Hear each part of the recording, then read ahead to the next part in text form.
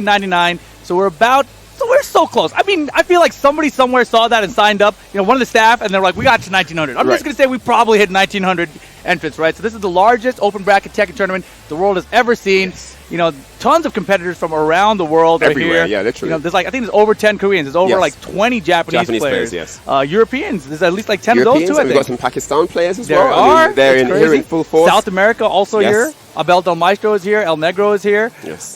There's someone else too. I forgot. Oh, Australia is here. Oh, okay. A bunch of Australian boys are here as well. So players literally from around the globe are here, and of course the top Americans. Can't forget those guys. Jimmy J. Tran, Anakin. They're both here, along with Cuddlecore, Joey Fury, etc., etc., etc. It's going to be a wild ride, a massive party, and it's all kicking off today. I don't know what it's going to look like at the end. I don't know what we're going to have when we wheel down to the top 8, but I'm super hyped for everything that's coming and more. And you got a nice jacket on, too. I have indeed. Check this out, the Heihachi jacket. Look at the back. But what makes it a Heihachi? Tiger.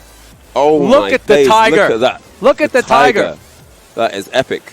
It is, actually. I got the T-shirt yesterday. They're selling the T-shirts, I believe, for $30. The jacket, I think, is $80. $80. Jacket is $80. If you're here, you know, if you're in your room watching the stream in the room, head over to the Tenno booth. They've got these on sale for you right now in all sizes. Yeah, and of course, this is the morning, guys. It's 10 a.m. here in Las Vegas. A lot of the players are still in their beds. You know, a lot of them are in that line outside trying to get in here. The line is just massive. It's so long. Unbelievable. Like, I feel like the last 3 years I've been here, that line has just progressively gotten thicker and longer. I'm like, that is kind of gross. But, you know, now it's extending. Right now when I came in, it's all the way down past the food court. So if you guys have been here before, it's looping insane. And past the food court. Yeah, it took me quite a while to get in here because you just kind of find your way through the masses, right? And it just takes and if you guys are somehow stumbling through trying to say, like, hey, I got a 10 a.m. pool, I got to find a way. Hey, I got a staff badge. They are letting people in through, like, the left side if you're 10 a.m. Everyone else is waiting in the longer line, essentially. So...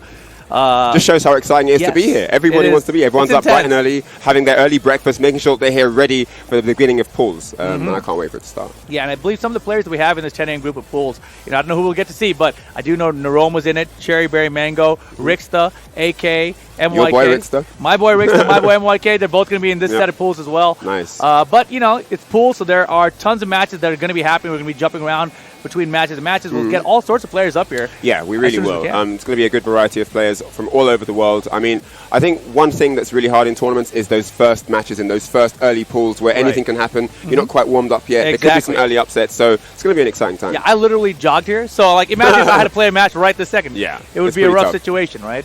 Yeah. By the way, you entered the tournament as well, right? I'm actually in the tournament as well. What time is your pool? My pool for Tekken, I think, is at 4 p.m. So I've got a bit of time in between. Okay, I think mine's at 2 p.m. So okay, so you're literally after this. Not the same. No. We're 10 to 12, right? Oh, right, that's right. Man, you scared me for a second. I was like, wait a second. I don't get a break? I got to go straight? So that's cool. So you get to talk about it and then you get to strut your stuff. Yeah, exactly. So, well, I'll try. I'm going to try to strut my stuff. You know how it goes lately. That's what it is, right? Yeah. So, I mean, both of us. We're getting a little bit older. I mean, in terms of this global competition thing, 1,900 entrants and all. I'll be seeing guys playing and I'll be like, how old is this guy? He's 17. What?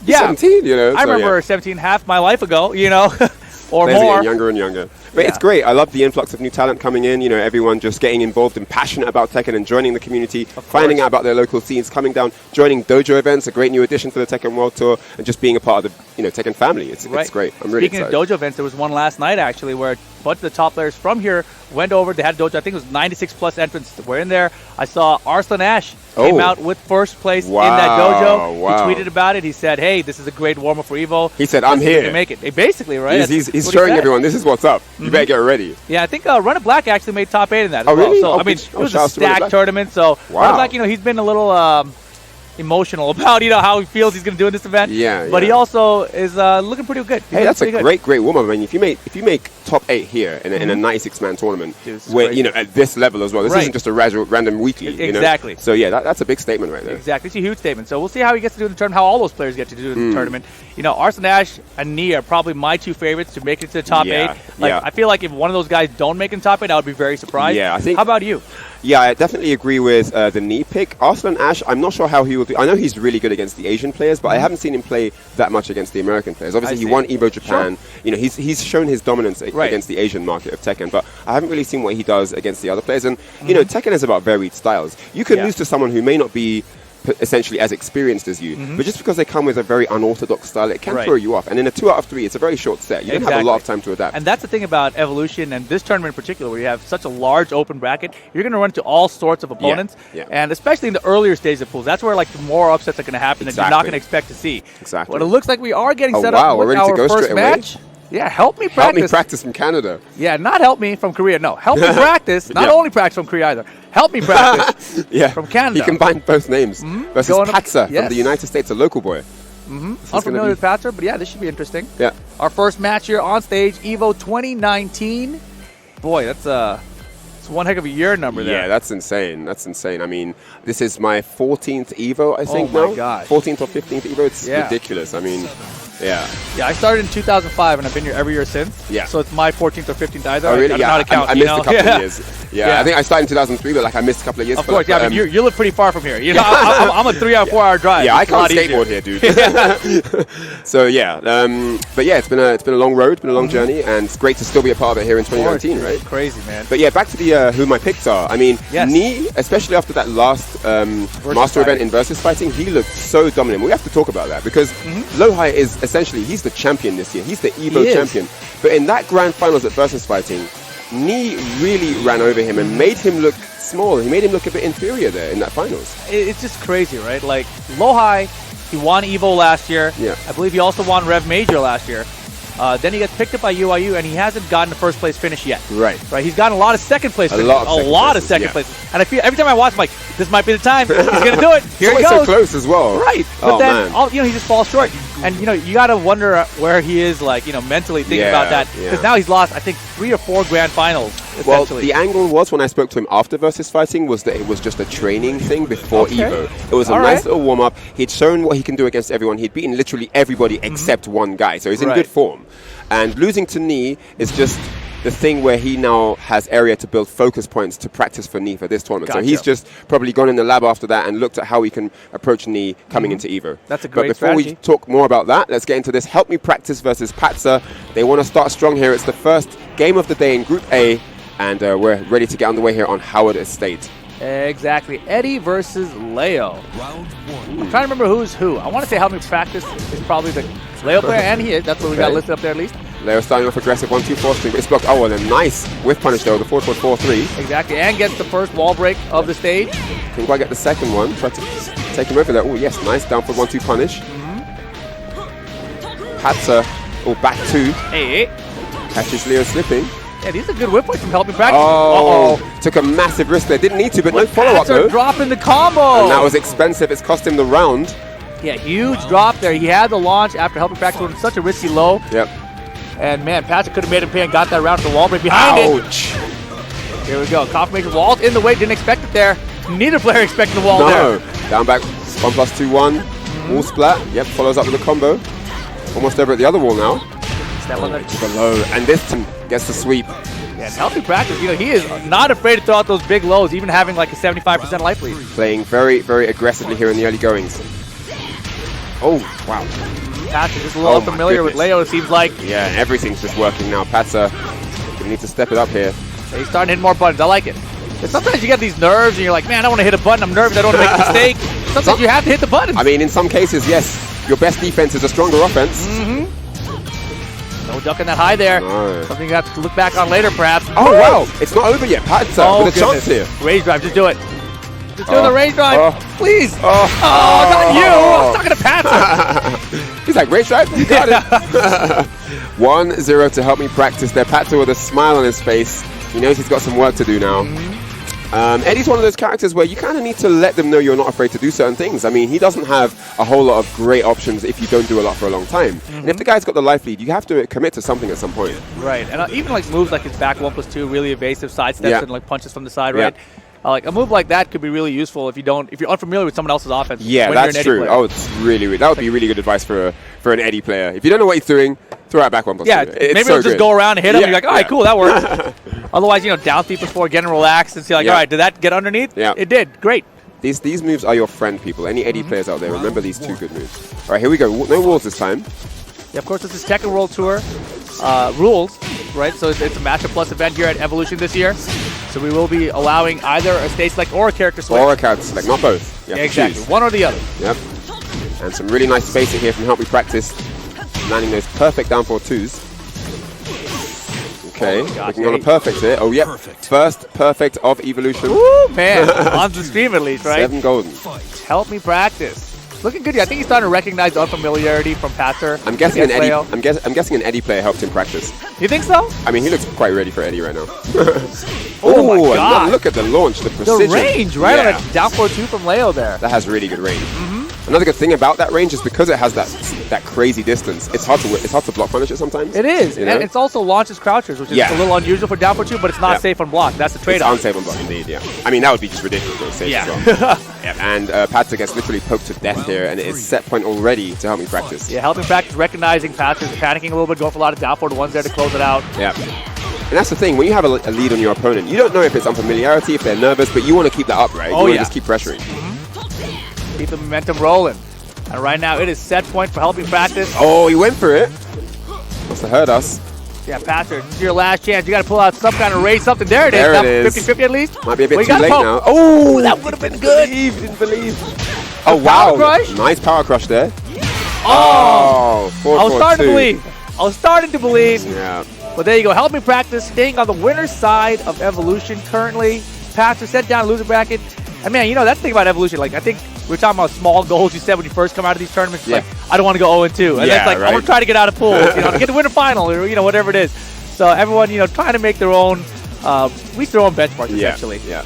I mean, it's one of those things where you kind of want a strong start. You don't want to get ahead of yourself. You don't want to, even if you know you've practiced a lot, you've put a lot of time into research, you don't want to get ahead of yourself and get too confident because, you know, if you go down 2-0 and you're in the loser's bracket, it's a rocky road from there, man. Yeah, and a lot of times, too, nowadays, we have Smash GG for the brackets. Before, it's all paper, right? You'd have to go to, like, oh, that's what I have to play, whatever. True, but now you just go online and they can even project the bracket. So you see yourself like, oh, I'm projected to make it out of my pool. No problem. It's not like that. It's not like that, though. Smash GG definitely doing great things in the FGC. You know who you're playing, what time the pool is, where you know, like, it's such a great. You know, there's a chance me and you meet in this tournament too. Really? There is a chance. I see you've been researching. I had no idea. I actually have never really looked through the projected brackets. Do you reckon they did that on purpose? Like, I mean, no, it's pretty deep. Let's make them play. It's pretty deep. It's pretty deep. Okay. And it's like, we would have to deviate from the projected bracket a little bit. Like, I think you're supposed to be eliminated and I'm supposed to be eliminated, but if we both win those matches, then we get to play each other. Okay. So they think we're both trash. So we have to prove them both wrong. We both have to prove them wrong so we can make it further to the tournament. That's how it has to go. That'll be fun. Yeah, so we'll see what happens, man. Yeah, we'll see. But yeah, still very early here at Evolution. Super early, yeah. And, you know, going back to the Arslan Ash and the UYU's low high knee story that we were talking about a second ago, you know, I feel like Arslan Ash is the person that everyone is looking at in this tournament. That's so much pressure. And you go back to WSOE last week, World Showdown of Esports happened this year in Las Vegas. Knee won that. Yes, but at the same time, Arslan Ash, you know, he arrived late, immediately went to the loser bracket because of that, and so he started off there. There's a big and he got eliminated by Jimmy J. Tran. Who is the person that he beat at EVO Japan. So yeah, a lot of storylines in play here, especially around Arslan Ash. Knee is definitely looking at Arslan Ash as a serious threat because, you know, this guy, I mean, they've both done heavy, extensive research against each other specifically. I mean, for this tournament, they probably looked at each other the most out of anyone. Yeah, and you know, speaking of research against your opponents, Kudans is here as well. Yes. Last year we saw a lot of epic battles between Kudans and Knee where, you know, Knee, I remember, I think it was at the Japan Master event where Knee brought out Lily against Kudans. Right, that 6-0 battering. Oh my goodness. And then, though, Kudans trained up for it, you know, prepared for it. World Finals comes around and he beats up Knee's Lily. He wasn't there anymore. I'm ready now for it, you know? But then, of course, Knee doesn't make it to Grand Finals. Kudans runs into the bear. He's like, wait a second, there's the panda here? I wasn't prepared for this. No, where's the Lily at? In the finals? What's going on? So surprise. But, of course, you know, Kudans doing well, but not really a part of the TWT this year. You know, he went out to Saudi Arabia, made some money. He's been taking a little bit of a break, but he's back here at Evolution this year. So if anyone's going to take out Knee or Arslan Ash, it could be a big surprise. They also have to consider Q-Dance as well. Yeah, he's a massive threat. Wild out here. I met him at the airport. You know, he said, he's been on hiatus, but he's back now, and he's looking forward to, like, you know, if he can get the win here, we're going to see more of him throughout the tour. That would be crazy. So, if Kudans came to EVO and just wins it, like, after not being part of the TWT. I mean, that's what he does. He just comes back and wins the Tekken World Tour finals. Kudans. That's what he does, you know? Yeah. Dude, doesn't need to be part of the regular season. Just show up at the finals, take the trophy. It might happen. You know, we haven't seen a lot of him in Season 2 in general, actually. So, you know, we'll see how much he's been playing the game, how much he's been keeping up with the changes and new characters, etc. But yeah, it's going to be a good tournament. He's been around quite a lot, and you know, there is a thing where players become really familiar with how you play it. He had a few losses here and there that he probably wasn't that happy with, you know. Of course. So I think that maybe having a break will turn out to be something that, you know, is in his advantage here. That would be crazy. You know? A bit more unfamiliarity going on. So yeah, it's going to be interesting. We've got our second stream match ready to go. We've got A from France versus Mr.Popper from the United States. Which one do you think is the one from France? I want to say Red 6-axis pad is from France. Okay. I'm going to go with I'm a Nervous. He's Yeah? from the U.S., yeah. Okay. Actually, Or? he's a hitbox player and I don't know, man. Wait a minute. He might be from France. I have no idea. He might be from. He looks kind of French. I feel like I should know him because he's from France, but I don't. This is so bad. Oh my god. All right, so here we go. It's Katarina versus Gigas. That we do know, and we're going to get underway here. First game about to start. Father-daughter match? Isn't that what it is? Well, I'm not sure. I think it is. Robot-human match. Wait, what? Robot-human Jack? Robot versus human. Oh, man. No, I think that's her dad. Really? I think it's, yeah. Did you play the story mode? I didn't. Yeah, I think that's her dad. Oh, really? I mean, I don't know for sure. Okay. But I'm like, you know, above 50% sure. Wow. Well, she's not getting any pocket money right now. No pocket money. Oh, nice. Gets out of trouble there with the counter hit 4. He doesn't like her outfit. Oh. Sweep the leg. The classic 2-bar sweep online. Yeah, here at Evo on the main stage. Yeah. Oh, boy. and wow, what a dominating first round from Katarina. I'm gonna look at their hitbox hands. Ooh. Perfectly punched. I think you're right. I think the Gigas is... he's Mr.Popper. I'm a Nervous. Yes, you're right. Yes, okay, I figured it out. I figured it all together now. Got it all sorted out now. All right, wow. Oh, big counter but no combo. And Katarina, down for 1, closes it out there. Dominant 2 rounds. Yeah, I was just going to mention too, Europe has the Katarina players in the world. Yeah. Primarily. And so it's another tell that it's from France. Because you got the Katarina there. Good point, good point. Oh, nice full crouch sweep there. So the follow-up. Trying to get something started. Popper though, just getting chopped away, another sweep. Gigas isn't quite the melee fighter, is he? He doesn't want to trade blows mid-screen like that. You know, he wants to hit big and hit hard. And a lot of people suggest this too against Gigas, just to rush him down with jabs because he's not the fastest. Exactly. I mean, that was a great demonstration of that right there. 1-0 to A. A. Yeah, we do mention, you know, like the speed, like saying a character is slower or faster, but every character has like a 10-frame jab, right? Yeah. Not everyone, but everyone has a 10-frame option, I should say. Yeah, exactly. But then it's a question of, you know, how evasive is it? Right. You know, what can you follow up with? You know, and stuff like that. So yeah, what's the range like? Right. Like Jack doesn't have a 10-frame jab, but he has a forward 2, which is 10-frame counter hit knockdown, right? Yeah. I mean, yeah, he has a great jab anyway because of the range of his arm, how long his arm is. Yeah, Gigas also has a really great jab because of the range of his arm. Mm-hmm. So let's see if we can turn things around here. Otherwise, we're definitely seeing Katarina go ahead with the victory. Yeah, France in the house. And that's one of the things I brought up when I came back from Germany. I was like, you know, I really think that the average players from both regions, USA and EU, I think it's actually higher in the EU. Ah, interesting. And this is like it's showing it right here. Oh, wow. Unless the Popper's going to prove me wrong. What a launch there. Do it, Popper. To the wall, going downstairs we go. Oh, misses the follow-up at the wall though. But it doesn't matter. Yeah, American reset. Uh-oh, Katarina back in play here only momentarily because Mr.Popper has finally gotten around here. There you go, on the board. See, he's just shutting me up. That's what I wanted. What does it make it hype? He's one of those players. Just for you, Rip. Yeah, exactly. Just make it exciting. He can't even hear me. he understands how it's going. Oh, wow. Okay, Harry stance low that time. Yep, scooped up. Looking for it. Oh, he didn't know. Oh, man, this is perfect. You know, you have to test your opponent, see what they know, see what they don't know. And if I'm Mr.Popper, I'm going back to that all tournament long. Uh-oh. And Mr.Popper is slowly building. Oh my God! Mr.Popper is slowly building confidence here. Yep, and that's a second round on the board. He's woken up. Yeah, he's definitely getting a lot more comfortable out there.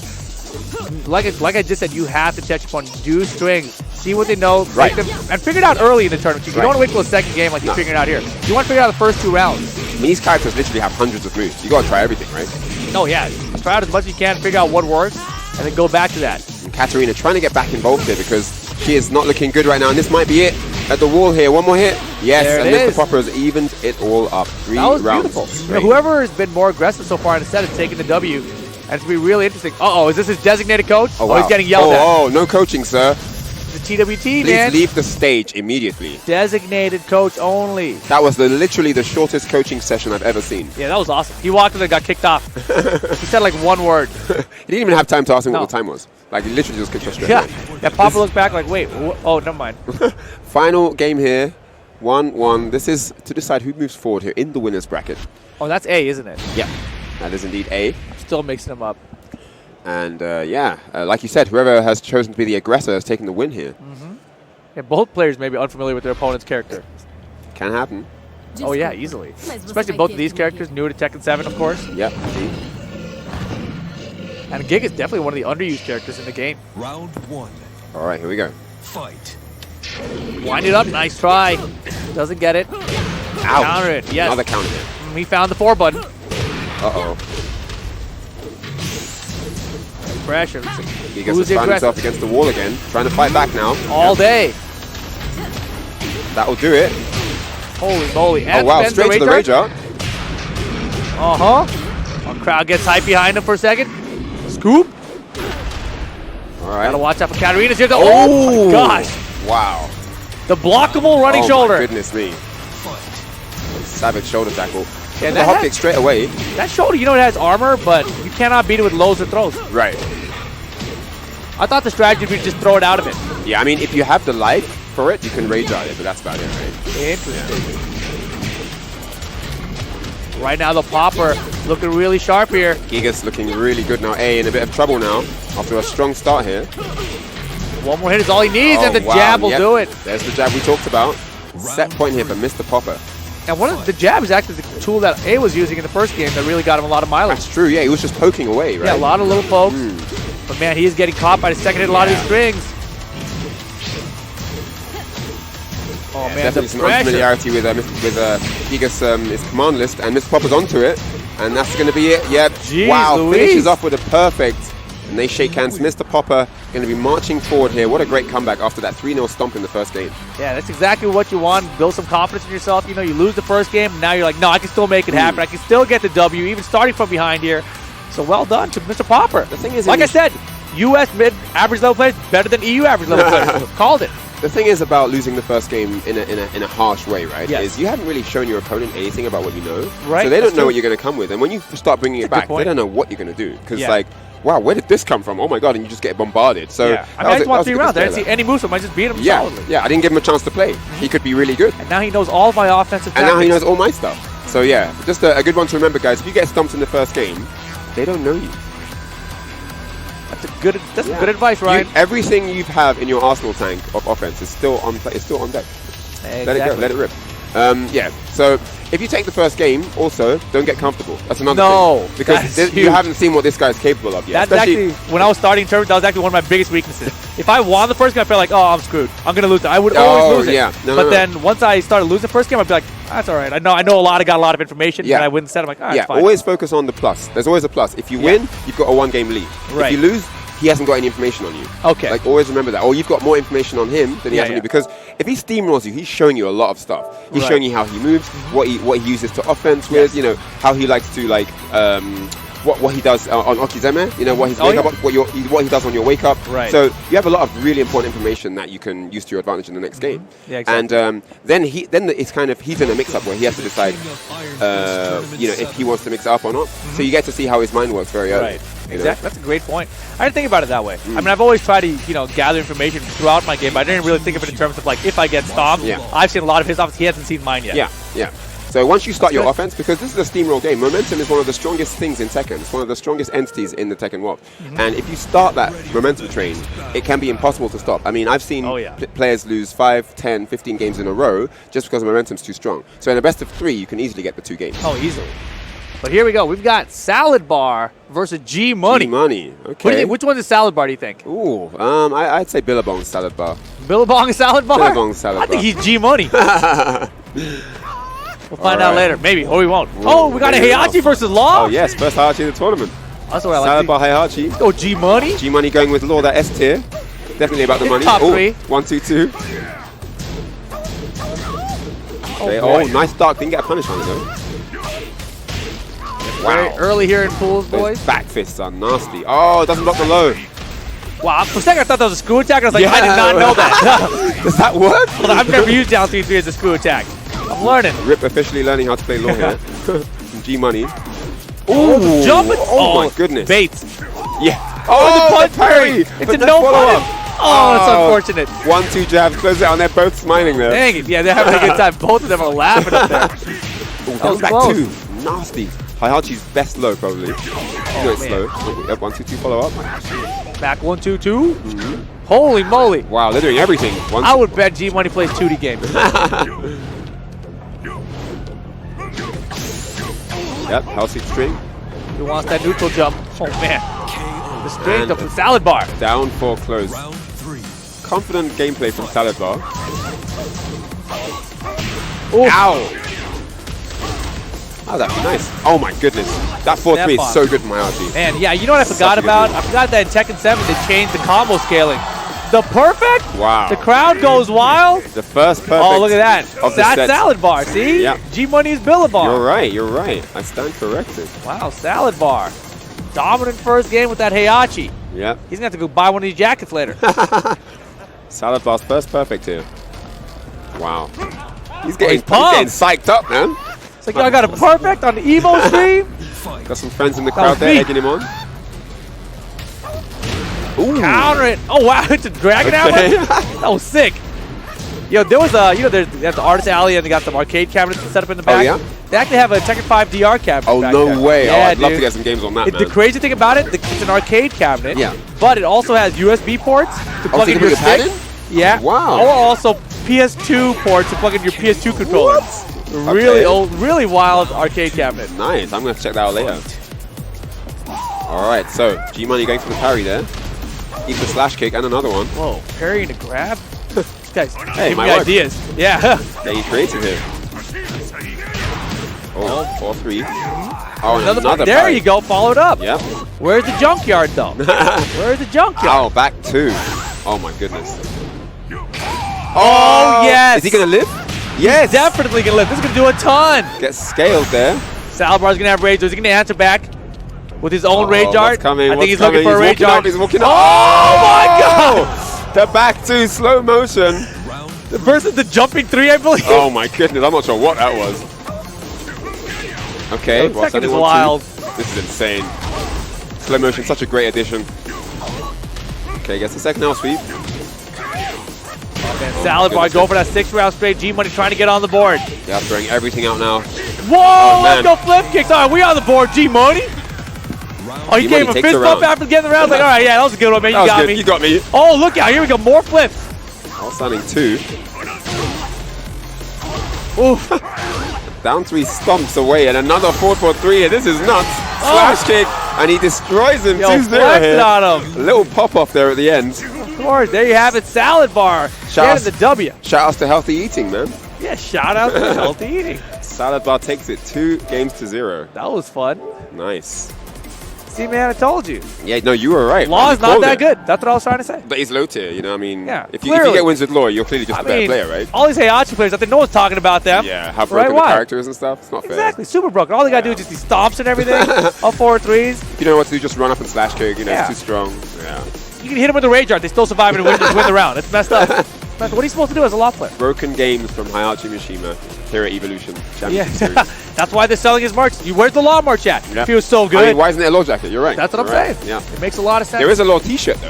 What? There was a Law t-shirt. No, there wasn't. The official t-shirt. The one that came out when the game was released. It's a Law t-shirt. You probably got one. You probably got 10. I don't have it. Really? I don't have it. What shirt are you talking about? The shirt that Tekken came 7? with the game, yeah. When you bought the game premium edition or whatever, it came with a Tekken 7 t-shirt that had Law on it. And he's doing the pose. Like, it's It like didn't a really come good with t-shirt. that? Yeah. What? Yeah, the game I got came with that t-shirt. So, yeah. It's out there, man. I actually thought you would have one. I definitely have a small version of it. I know what you're talking about now. You know but the one I mean? It With him on the didn't come front? with the game, did it? There was a special edition that it came with. No Or maybe kidding. that store just bundled it randomly. Yeah, because I know they gave away at some events or something. Yeah, Right, but I right. didn't, if there was an official Yeah, shirt that and came with it the was game, I was giveaway like, events. what? Yeah. I still need one of those So, shirts, by the way, if anyone it's has a really one. nice shirt, actually. Yeah. Medium. It's a really nice shirt.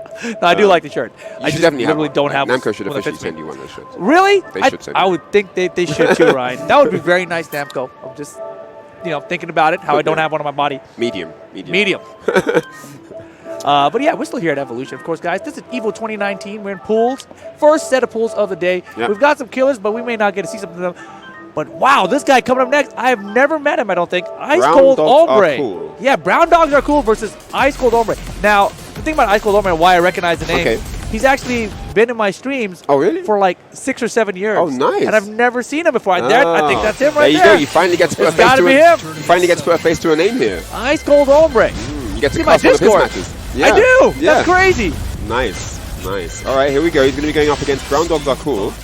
What about the other dogs, though? Like, why just the brown ones? Oh, that's true. I don't know about that, man. It's not fair. Yeah, there's some black dogs that are cool, some white I dogs that are think cool. all dogs need some love, man. Come on. Yeah, all dogs are cool.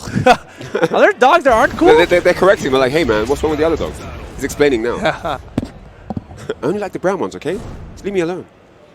All right, so hitbox action again. Is that hitbox? That mix box? It's a weird box. I like how creative the designs are on some of these hitboxes, you know? Man, all right. That's a whole box of worms or something. What is that thing? Is that the saying? Box of worms? Box of worms is some kind of saying, yeah. Yeah, it's some kind of saying. Can of worms, I think. Can of worms. There we go. That's the one. Yeah. It's a box of worms. These darn hitboxes. Hitbox of worms. Let's get into this one. Oh, yeah, nice counter there. Oh, picks up, no follow-up there. Hey, okay, straight in. Yeah, had the forward 3 launch and get the combo. Yep. Oh man, flash puts coming, no launches. No They're swinging right now though. There's the combo. Laser scraper. Yep. Step on it. Follows that with a down 2. Goes for wall set, doesn't find it. Oh. Blue stuff blocked. Very smart block on the rage drive. Yep. 1-1-2. Round 2. Icecoldhombre on the board. I think he's actually. Man, is it him? I don't want to get it confused, but I think it. Oh, I'm getting him confused. I know who I'm thinking. Well, whiff punish. Icecoldhombre Icecoldhombre knows what he's doing, man. Yeah, he does. Look at that. Just finish it there. Diamond pressure to the wall. Look at the damage. And throw. Yo, he's going for a perfect right now. This is a beating. Oh, get that blue stuff out of here. Absolute stomp so far. Nicely done. Quick 2 rounds here. Out and back in. Into the sweep. I love that addition they gave her. With the like that did really run good. up and do it. Tiger uppercuts. Tiger wind uppercut. 6 stuff. Oh my gosh. He almost wasn't waiting. He almost didn't get a whiff punish there. He was so surprised that missed. There we go. Brown dogs are cool. Starting to answer back a little bit. Trying to get involved here. Man, Icecoldhombre denying everything. Oh, there's a nice low parry. Last chance to dance here.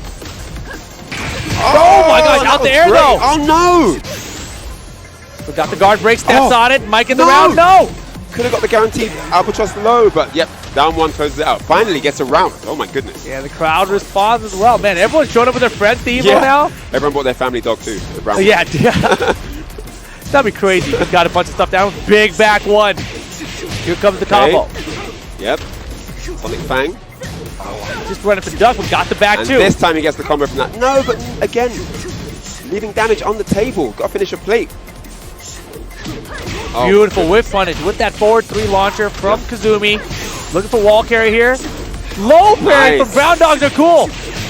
Rage available for both players. Spend the rage art. Straight into the rage art, closes the round and evens it up here. 2-2 after a great start from Icecoldhombre. Brown Dog has found his footing here. Oh, he's it's not over yet. The scaling. Oh my goodness. Oh, what the hell kick was that? Oh! And the gut crusher. Icecoldhombre! The gut crusher mix-ups. Oh my goodness. He's not going to be happy with that one. That was really, really unfortunate. You thought you had me? You Wakes didn't even have your car. Jeez Louise. Wakes up with the gut crusher and closes it out. That was nuts. That was awesome. That was. I can't believe you didn't die for the rage art. Yeah, I know. I thought he was definitely dead. I was already thinking, yeah, it's 2-2 now. You know, final round. Can't fault for that. Here we go. Running it back. Same stage. Brown Dogs are cool. Really brought it back there. Punish. That 3-2 from Kazumi really has been really showing up as a whip punish now. Yeah. A lot from Ulsan from Korea. Yeah, he's really good at using that. But nice early lead here. Icecoldhombre. Oh, he's been getting great mileage off that. Yeah, tons Finally, of mileage. yes, gets a good combo off it as well. Little mistake there. 1+2 grab, no break. Oh, and the Sonic Fang finish. And Brown Dog takes the lead in this game. Beautiful extra hit there at the end of the round 2 just to send a message. Yeah. If you got lucky there, you're not going to rage art. I was going to win that whole game. Man, 3-2 whip punch is coming through though for Icecoldhombre. Ouch. Yeah, nice power percent. And the low parry. Icecoldhombre prepared for it this time.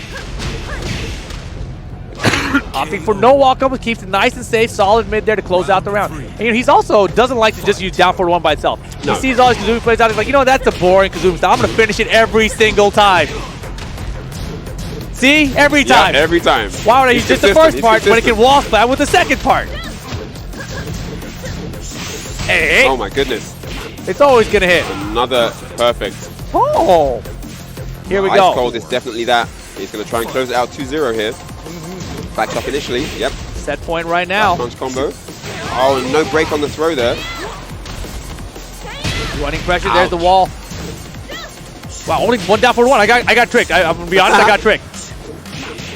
No siree. Brown Dog, last chance. What do you got? He's got access to rage drive now. Yep, and there Oh it is. my gosh. It doesn't land, and he looks shocked that worked there. Yeah, he looks a little upset. There was some mouth formations there that I recognized. There's a little bit of confusion there, but yep. There's no confusion in the victor. Icecoldhombre takes it here, 2-0. Well done.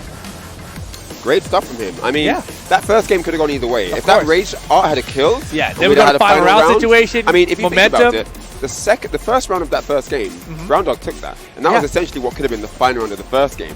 Yeah, exactly. You know, You're so right. if we'd have seen You're right. Brown Dog take the first game, might have been a bit different. We were talking about momentum a second ago too, Yeah, right? I mean, yeah. Tekken's a game about momentum sometimes, and that was one of those situations where sometimes you just need a little bit of luck on your side. Yeah, a little bit. And those instances where, you have the Rage Art scaling, leaving you with a pixel of health that you win on, got with the Gut Crusher, took the round, those things build momentum heavily. Yeah, I'm trying to remember what the launcher he had that got him the Rage Art was, because I was surprised he even went for the Rage Art. It caught me off guard. Yeah. It was a bit unorthodox, right? Yeah, I was like, oh, he went for it. Yeah, He might actually win there. Yeah. So I'm not sure what he did it from, but yeah, it didn't take enough, and he left Tiniest Icecold pixel. alive, with nothing left. But He it just was went for enough. that forward 3 with Kazumi, landed it as he was throughout the entire set. Yeah. That was kind of story of that set, actually. The forward 3 launchers, the whiff And punch, that kind of 3-2. thing, when you do a rage drive like that, when you do a rage out like that and it doesn't kill, it affects your confidence. It affects your momentum. Like, oh, he's still alive, and then you lose. It's so bad, yeah. Because especially because they had less health than you, and you're like, oh man, this is dangerous now, right? Now he can do That's the literally scariest anything part in a about Tekken now, since they've added Rage in the game. Prior to Rage, when you look at Tekken 5 DR before Tekken 6, you get someone low on life, you'd be like, whatever, it's not a big deal. Yeah, now it's like, do I purposely not finish this combo to leave him out of Rage? And it depends what your reset opportunities are. If you have good things on Wake Up, that you can go for, then sometimes it is good to just do something that takes a little bit less, but get the kill afterwards. If you can't get the kill initially. Yeah, exactly. Because if you're not going to be able to finish the life bar out anyway, do you leave them in Rage? Yeah. Especially if you're going against someone like Ling Xiaoyu, scary, where the Rage drive is so powerful, you're like, scary. do I want to leave her with Rage? Give her access to that Rage drive? I don't know. It's one of those risks, man. It's one of those risks. I wish every character had some kind of self-harm tool like Yoshimitsu, so they could put themselves in a Rage. That would be tight. That would be interesting. That Mr. Wayne Gamble, Daddy Gamble. Yes, indeed. Also in these groups of pools here. Looks like he's just waking up this morning as well. I think that's everybody here. Yeah, totally. All right, we got the adrenaline knee knocker. He's looking for a handshake. Wayne's looking for it. Oh, Wayne's telling us something out there. There we go. Welcome to the King of Iron. All right, Wayne Gamble. Also been traveling a lot, playing a lot of Tekken. Actually took out a bunch of people at Strong Style in the team tournament. Yeah. Oh, wow. Okay. So you're rocking Leo these days? It's got a bunch of characters, right? Yes. Geese, Primarily Leo. Leo. Primarily Leo. Yeah. There we go. Leo versus Lei. Yeah, Wayne Gamble. Looking good. He's a daddy now. He's got a kid. Good vibes, indeed. See what he can get done here, though. This is Evolution man to man. No matter who you are, your first match of the day and you're on stream, you're like, oh, man, Yeah, I hope this doesn't go south. Hey, but if there's any event where you want to rock your stuff, it's Evo. So this is it right now. Let's go. Round. Oh, yeah, and this is actually interesting. Wayne Gamble actually also uses Lei Wulong. Ah, okay. So he's going to be familiar here. Okay. Ooh, blocks the rave sweep. Nicely done. Doesn't take it downstairs, though. Okay, into Panther stance, 2. Okay, rushing down here. Daddy Gamble. Wow. And he's very familiar with Lei Wulong. Yep. And Blam with the Razor Rush, but doesn't get it. Is that guaranteed on the counter hit? That looked kind of guaranteed. It looked guaranteed to me, right? Just from the animation. Yeah. Okay. Oh my goodness, counter hit. Holy moly, that's a real combo? Yeah. Wow. Now we go downstairs. That was gorgeous. Follows up with the 4-4-3-4. Oh no, doesn't get the wall damage though. Okay, nice duck there. Daddy Gamble fighting back now. 1-2 jabs. Trying to get that wall splat. Keeping the pressure on. Press the button, they commit to something, and down we go once more. Bing, bang, boom. And Blam trying to be as safe as possible, but that's Good not one way to defense. do it. Take him down all the way. Wow, he's back turned here. Wow. Oh, wow. Oh, wow. That could have been Interesting interesting. choice, yeah. And the up 4-3 wall splat, and great combo choice there. Daddy Gamble goes up 2 rounds. Yeah, usually that jumping jab after like a floor or balcony break is just like a guaranteed hit, but they were back turns. That was a super strange odd. scenario. I've never seen that before. Yeah, in that situation, I think if I was Gamble, I would have done back turn 3. Yeah, or just to maybe hopefully hit the land of the wall afterwards.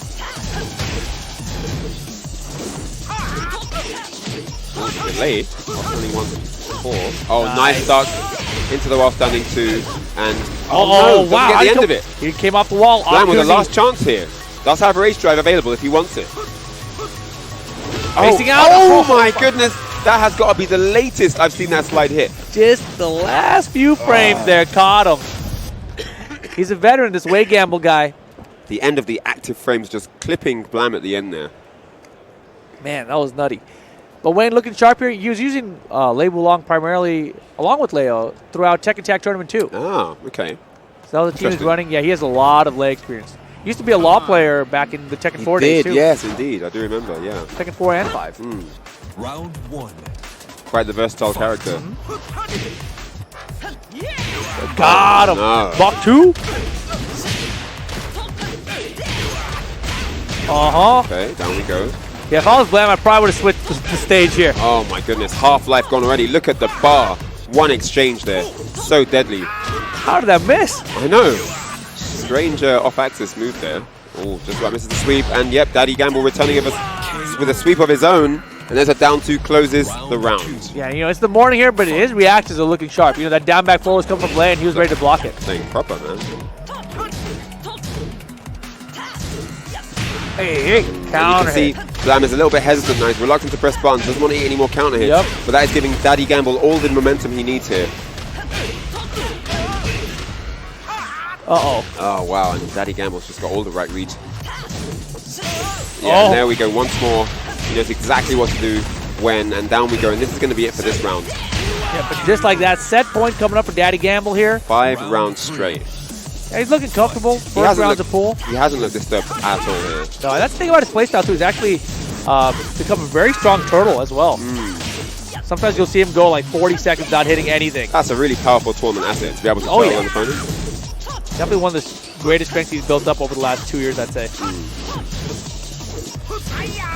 Ducks the high, yes sir. He's ready for that back 2 string. That is a new string from lane Tekken 7. And Gamble now looking to close it out. Blam, you've got rage. Can you make something happen? This is not looking good for Blam now. It's looking bleak for Blam right now. Tries to jump off the wall and gets it in the back. Oh man, 6 rounds straight there for Daddy Gamble, looking really confident in his opening game here on stream. I wonder how bright the future is for Mr. Gamble here. Yeah, we'll find out as the day progresses. Of course, you know, he is now a Las Vegas native as well, so this is his hometown. Oh, wow. So actually a local boy. He's actually like, a local boy here at EVO. Could be any more local than that. Yeah, he used to be training partners with Jackie Tran out here, but Jackie Tran now, I believe, recently moved to Northern California. So he's they're separated, you know, but Las Vegas scene's still pretty strong. You know, they've got Shin Paolo out here, JTM, I believe, still out here as well. So a lot of strong players, you know, this region, you know, and that's one of the best ways to get better, right? Just having a lot of strong players that you can play with offline, locally. It's the best way to level up. Right, right. Okay.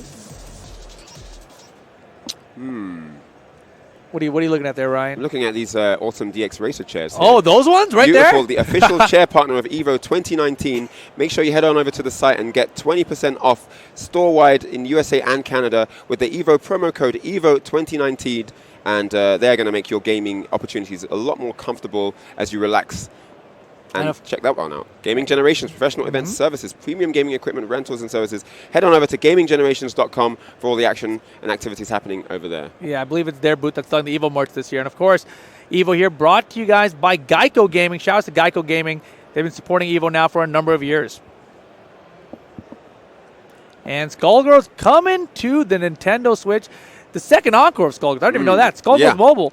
New PvP demo available on the App Store or on Google Play. Make sure you guys check them both out at EVO. It's looking really, really beautiful as well. And of course, the RL Series, the chosen monitor for the Evolution Championship Series. Head on over to ZowieDirect.com for a $149 price limited time offer using that magical promo code ZowieEvo19. And $50 off, on the RL 2455 TS. And you can get that on 2 sites, ZowieDirect.com or BenQDirect.com. Valid through August 2nd to August the 11th using that same promo code ZowieEvo19. BenQ doing great things in the world of esports and for FGC players worldwide. Of course, man. It's the monitor we're all using here at Evolution. You know, if you want to be most prepared for tournaments, this is the monitor to get. Yeah, it indeed is. I have one at home. I'll be honest. That's why I practice my Downfall 2 electrics on. There you go. That monitor of choice directly from Ryan. So yeah, great stuff. Shout outs to all the support here that we're getting at Evo. You know, it wouldn't be the same without all these amazing partners. So yeah, it's just a great stuff. I'm really excited to see what Titans we're going to have on the stream, because I know we've got some in this pool. I mean, that's the thing I know about there are pools, some sharks right? in this pool, man. Like pools really start off a little bit slow, no matter what tournament you're at. Especially when you have a tournament with 1,900 entrants. Yeah. You know, you're going to see the Titans later. Once we get to like the semifinals of the tournament, we're going to get them. But today's primarily going to be a lot of pools. Yeah. All right. Well, we've got a short video for you, so check this out, and we'll be back very soon.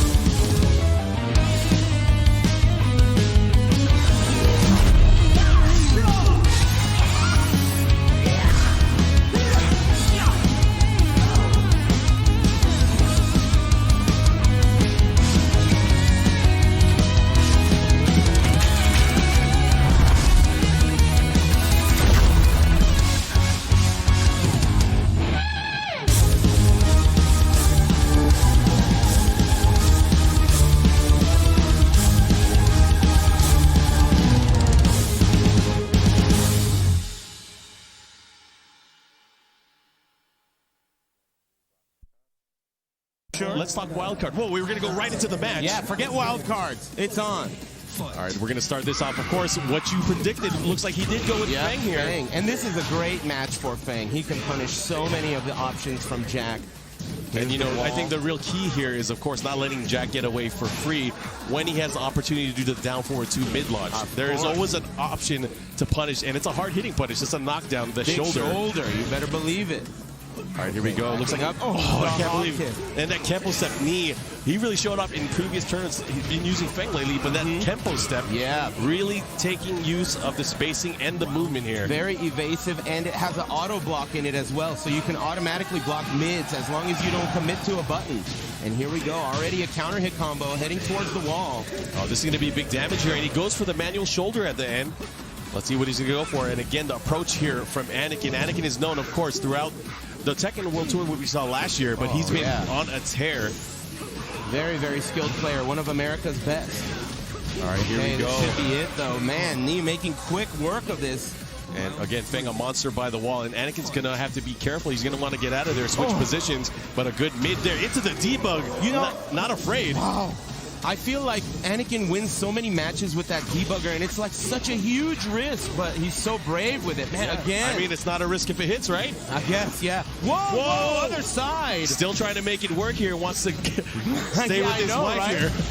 Uh-oh, what's going to happen? This wall has been really weird for Knee here, and that was good for Anakin. Here we go, he's on the board. Yeah, it's not going to make it a blowout here, but a good punish. What a punish Crouch there. cancel, maximum damage punished, wall carry into the wall. Look, and he made him pay. Yeah, he went for the mid option there.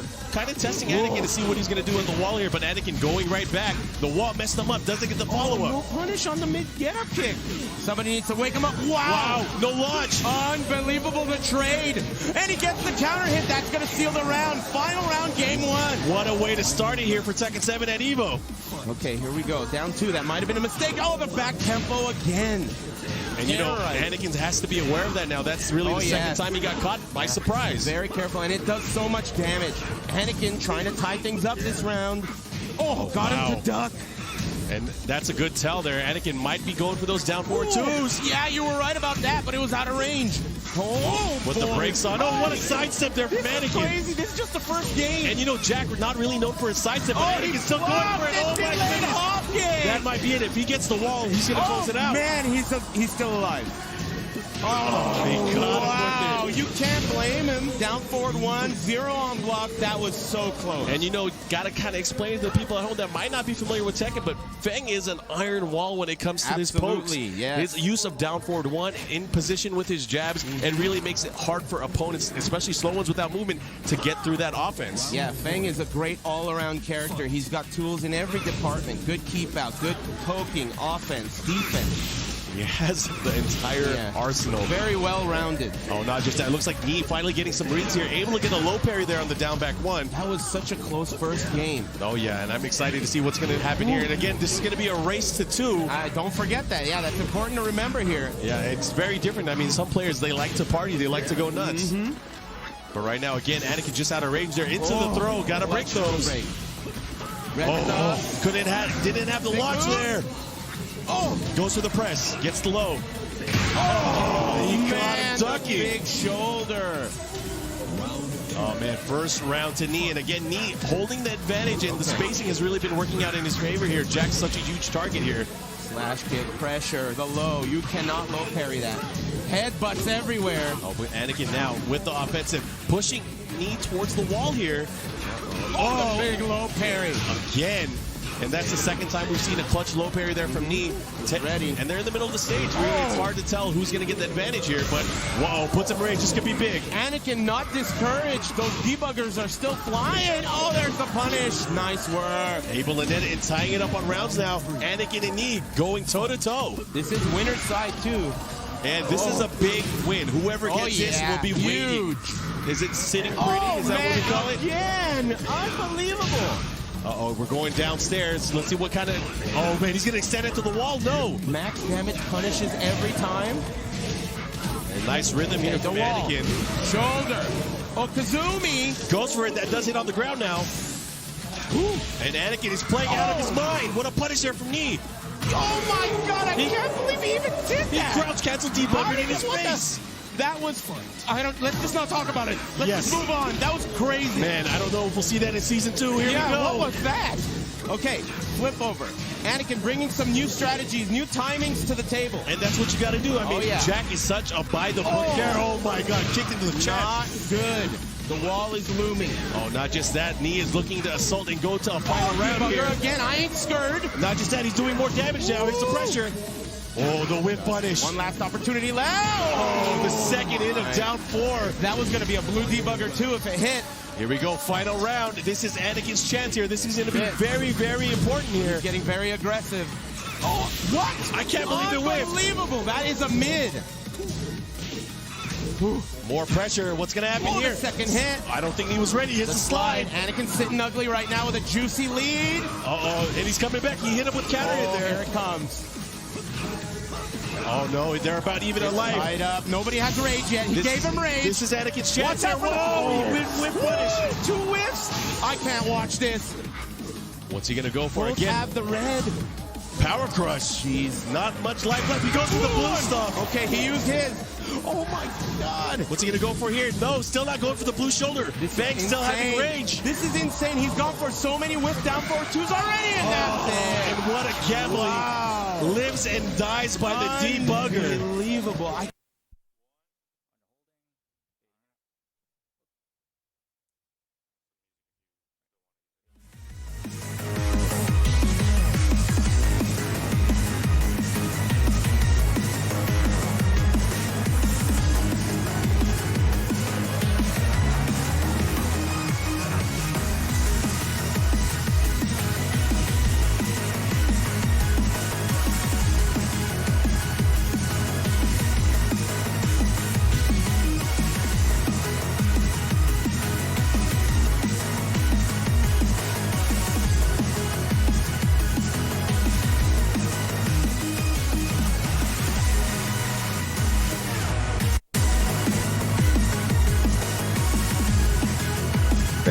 Welcome back, everybody, to EVO 2019. We are here in pools.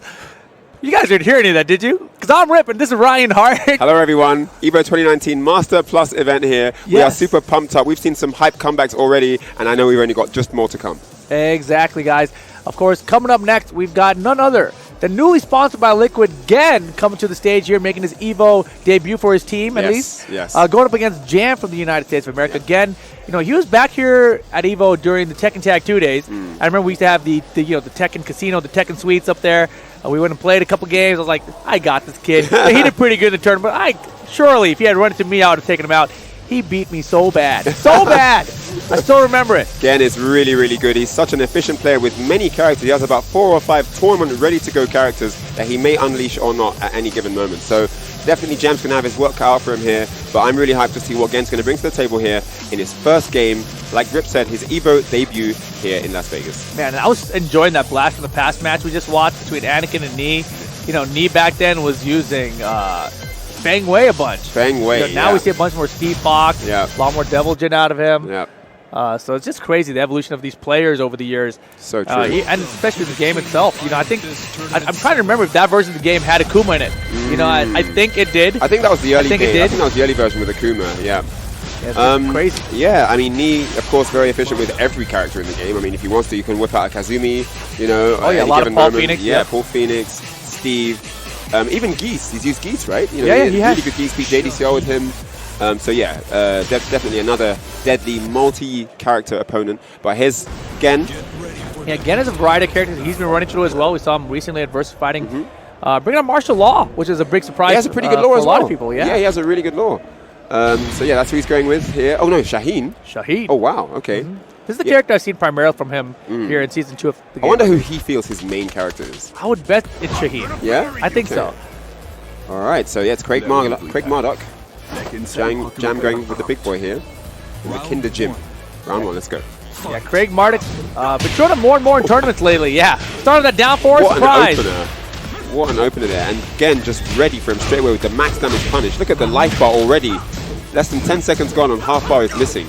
Yeah, Shaheen is a great character. The low parry right back at you. It's like, all right, I went a little risky to start off, but don't worry, I know what I'm doing. Oh, get up over here. Oh! Yep, nice read there. Scoops him up. Oh, into the Look low at there. rock on him. And he's threw it back again. Oh my god, that could have been it. Oh no. He's dead. Oh, that was so unfortunate. Jam with a brilliant comeback there. Almost stole the round, but Gen just too solid. The crowd was rallying there. And I was watching Gen's face the entire time. You know, he was just watching. He was not phased one bit. That was impressive. Stone face killer in the form of Gen here. Look at that. Into the. Oh, no wall spell on that. Yeah, I'm impressed with Jam so far, though. You know, a rough start, but it's a great comeback that first round. It was. But here comes Gen. Yeah, he's all over him down. now. Yeah, he's all over him now. He's spreading the jam. Spreading the jam. Here we go, third round. Yeah, Jam's looking toast. Okay. Oh my wow. goodness! What? Exactly. Okay. What is a good call? What? Into the screw attack. Yep, and that favored low. Yo, more of those. He's been getting great mileage off that low so far. Oh, into the slide. Oh my god, hit confirmed. This time he gets a wall splat. Oh no. Doesn't matter. 3 rounds straight. Yep. Cleans him up. 3-0. Really, really unfortunate first round. Losing it like that actually gave Jen a lot of momentum there. And yeah, he used it to ride high. 3-0 in the first game. Yeah, but Jam, not phased, immediately going for the rematch. How do you pronounce it? Kinder Gym? Kinder Gym? Kinder Gym. Kinder. Fine. The gym for children. Why isn't it kinder? Is kinder not a real word? Kinder is a word. Someone can be kinder than someone else, but Sure. it's definitely the kids' gym here. Kinder means children in German. So there you go. Oh. There's your daily bit of information. Interesting. I did not know that. All right, so Marduk opting for the low there, but just out of range, doesn't get it. Down for one from Shaheen now, pressuring. Nice duck there from Gen. Yeah, a little bit of nerves though. Keeping Jam pinned up against the wall here, and there's the low, the generic downfall to close it out. Jam's in trouble. Oh yeah, he's in big trouble. I mean, first of all, if you saw the bracket, he should have known he was in trouble, but he gets the tackle here. That's how you want to start the round. You want tackles like that every round. Oh no, didn't stay down though. And more tackles in general. It seems so good in this game. Man, he is not afraid to throw it down. He's getting a bunch of good launches with it. Yep. And if he can just get one round, that would be hugely significant. Oh man, the wall splat. Yep. No tackle. Holy wow, moly! swap sides. How did he do that? Okay. Oh. One more hit. No! He went for the low and Gen was all over it. And he gets the perfect punish to close the round. Set point here for Gen. And the scoop, and there's the delayed hop kick for the punish. This is not looking good for Jam. It was inevitable. Who actually looks like he's really good. He's just playing a better player, you know? Like, I mean, an impressive player. look at this. Ouch! Dominance. And you know, that scoop is one of the things that he's been going to from the beginning of the game that worked out for him. And Gen knows it. He's like, he's going to go for it, so I'm just going to read it. I'm not going to react to it. I'm just going to read that he's going to go for this low. And that will be that. Gen 3 rounds straight again. Make it 6 rounds straight. Yeah, that was really... I felt like Jam played really well, but it was just unfortunate that he had his, you know, that Gen was his opponent because he was just too sharp, blocked all the lows into the max punish. You know, wall pressure was solid. His guessing was great. Like, I noticed how early on he took the sweeps because he was cool. Right. He was cool taking the lows, but then when it counted, he blocked lows, got, you know, like full crouch punish or the delayed hop kick punish. Like, he was so ready. Really smart gameplay from Gen there. Oh, without a doubt. You see the crowd starting to fill in now. It's 11:05 a.m. You know, people are starting to wake up. They're like, yo, evil's happening. We got to get down there. Yeah, we got to get down there, man. We got to find out what's going on. Got to be a part of this. I remember back in the day, you know, in his morning time, be like, you go play your match, man. I'm just going to stay in bed. I'll wake up at noon. My pool's not till 4. Yeah. But now everyone wants to come out and watch it. It's cool, man. It's a great spectacle to be a part of. I mean, this is like the biggest event of the year, you know, and if you get the, you know, if you're fortunate enough to actually be here in person, you got to come down and watch the matches. You have to come down, man. Yeah, I remember too, you know, when I first originally came out to Evolution, I was just primarily a Tekken player, right? Like, I had dabbled in all the other games, but not as much. And when I say other games, it's mainly just Street Fighter and Mortal Kombat. But when I came to Evo, it was like, wait, what's this Marvel game about? What's the CVS 2 game about? And I would sit and I would watch all the games. I'm like, wow, this is really fun to watch. It's definitely great when you come here in person, you get a chance to appreciate how much hype a lot of the other games have that you aren't that familiar with, because where you're from, that game could possibly be relatively small. Exactly. You haven't seen the energy that game can kind of harness in a massive arena like this. Right, so yeah, it's awesome, man. Yeah, I definitely recommend anyone who has never been to Evo, if you guys make it out here, make sure you try to watch as many games as possible. You will be surprised, I guarantee it. I've always thought it's strange that people come here but then they'll watch streams in their room, like in the hotel. I don't get that, but you're here. Like, I mean, streams didn't exist before, so I had to watch it down here, but you know, nowadays you could stay home and watch it, but it's not the same feeling, right? Yeah, but I mean, if you're home, that's fine. But if you're here in Vegas, if you're here in the Mandalay Bay Resort, you know, like, come down and watch the thing live, right? But yeah, I guess each to their own. Maybe they got other things going on that they need to be in their room for. That's fine. But as long as everyone enjoys Evo, that's the main thing. Exactly. And speaking of enjoying Evo, we've got our next match. It's Icecoldhombre. He's back. He's back. And he's going up against Dirtsnake, US versus US. And yeah, the winner is out of the pool here. So this is a big match. No way. To make it out of the pool, Icecoldhombre? This is massive right now. The pressure's on. This is a lot of pressure, man. It's on stream as well. If the world is watching. I've been watching him in my chat for 6 years. Icecoldhombre, don't let me down. All right, let's see if he can get the job done. He had a great start in the first game. Let's see what he can do now. Yeah, he was the Kazumi player we saw. Dirtsnake coming in here with his Julia Chang. Yes. Relatively new character to Tekken 7. Let's see if Icecoldhombre is familiar. Yeah, finish it. Yeah, see, nobody expects it. Everyone's like, yo, Kazumi just do down 4-1. He's not going to do the whole thing. Oh, yes. That whip force at 3-2. Yep. Still has it on deck. Oh, my goodness. Straight to the wall here. Oh. Tried to hit it for me that time. Just a little bit late. Throw break. Taking his time. Yeah, Icecoldhombre has a life lead. He can space out for a bit now. He doesn't need to commit too heavily. Dash punch combo. The down 3. And, yep, closes it out. Dirtsnake not able to find his footing in that round. That looks really difficult for him. Yeah, that party crasher, that elbow right there is going to be minus on block. So you can see Icecoldhombre challenging with the jab immediately after, because that's the fastest option. Won't be able to interrupt it. Ow! Rolling Thunder there with that low. Ow. Beautiful. The flash punch. Oh, actually, no, it's the Thunder Punch combo with Kazumi, actually. It's the 1-1-2. That's the name of it? Thunder Punch combo, yeah, with Kazuya's flash punch. Oh, okay. Weird difference there. Exactly the same move, Same move. I call all the flash punch combos. All right, here we go. So Icecoldhombre going up 2 rounds really quickly. Wait, she's Kazuya's mom, right? I think so, yeah. You didn't play story mode, dang it, Ryan! Come I on! didn't play story mode, man. Getting exposed to it, damn. No, that's definitely Kazuya's mom. I was just kidding about that part. But I still haven't played story mode. Okay. Oh, man. Oh, okay. Man, that was good. That was a really nice timed gut crusher there. Look for wall carry. Man, he really loved that down forward 1-2. Wow. 3 rounds straight. No round brown here on stream. We were talking about unorthodox playstyles, running them in tournament. You know, Icecoldhombre is one of those players who, like, he has some knowledge. You can see after Party Crash elbow, challenging with the jab. But it's very unconventional to just continually throw out the twin pitches, down forward 1-2 like that, right? Yeah, I mean, if it doesn't stop working, keep doing it. That's also another strategy that players like to employ sometimes. If you've done something that you've got good mileage of, keep going. Don't think that the other guys don't adapt automatically. Don't give him that credit. Just keep it rocking until it doesn't work anymore. And this has worked great for Icecoldhombre so far. Oh, working out without a doubt. Yeah. So here we go. Gonna go this time to the Howard Estate for game number 2. I love this music, man. It's so hype. It's everyone's favorite Soy music. sauce geese. I don't know if it's everyone's favorite. There's a lot of good music in this game. Most people like this track, yeah, definitely. Yeah, I love some electric guitars too, man. Oh, man. The arena's going to be so sick for Tekken this year. I can't wait. I'm super pumped up. All right, here we go. They got to turn the music up in that arena. That's going to be so Right, so Dirtsnake's going to have to bring something different if he wants to win this one. Oh, my God. While running 2 there, and another one. Third one in the row. Wow, that time after Party Crash, he actually went for the down forward 1. Like, forget the jab. Down forward 1 will be plenty. Plenty fast. Yep. Gets the nip up. Okay. Follows up on the floor. Dirtsnake now. He has a good opportunity here. Oh, no. He had Icecoldhombre against the wall. Let him go, though. And runs a little bit short that time. Oh, nice duck, but no. Yeah, too many mistakes. Oh, man. It's just not working out for Dirtsnake so far. He can't get it going. All right, so here we go. Icecoldhombre. Is that 4 rounds straight? That is indeed 4 rounds straight so far. Dirtsnake is going to want to change that this round, though. Doesn't want a 5 rounds in a row situation. And single jab into down forward 1. Icecoldhombre is facing on a rolling thunder. Going for the magic 4 there. Ooh. I like that he based a lot of his game around that jab, but man, was that a wild down forward 2. Going for the... Look at the wall carry. Oh, my God. Rage available now. Icecoldhombre gets yes, wall flat. and finally, Dirtsnake with a round here. A chance to breathe, finally. Wow, he yelled. That was him yelling. I thought maybe his friend was yelling for him or something. No, that was him. That meant a lot right now. Yeah, he popped off big time for winning that round. All right, here we go. Can he keep it going, though? Okay.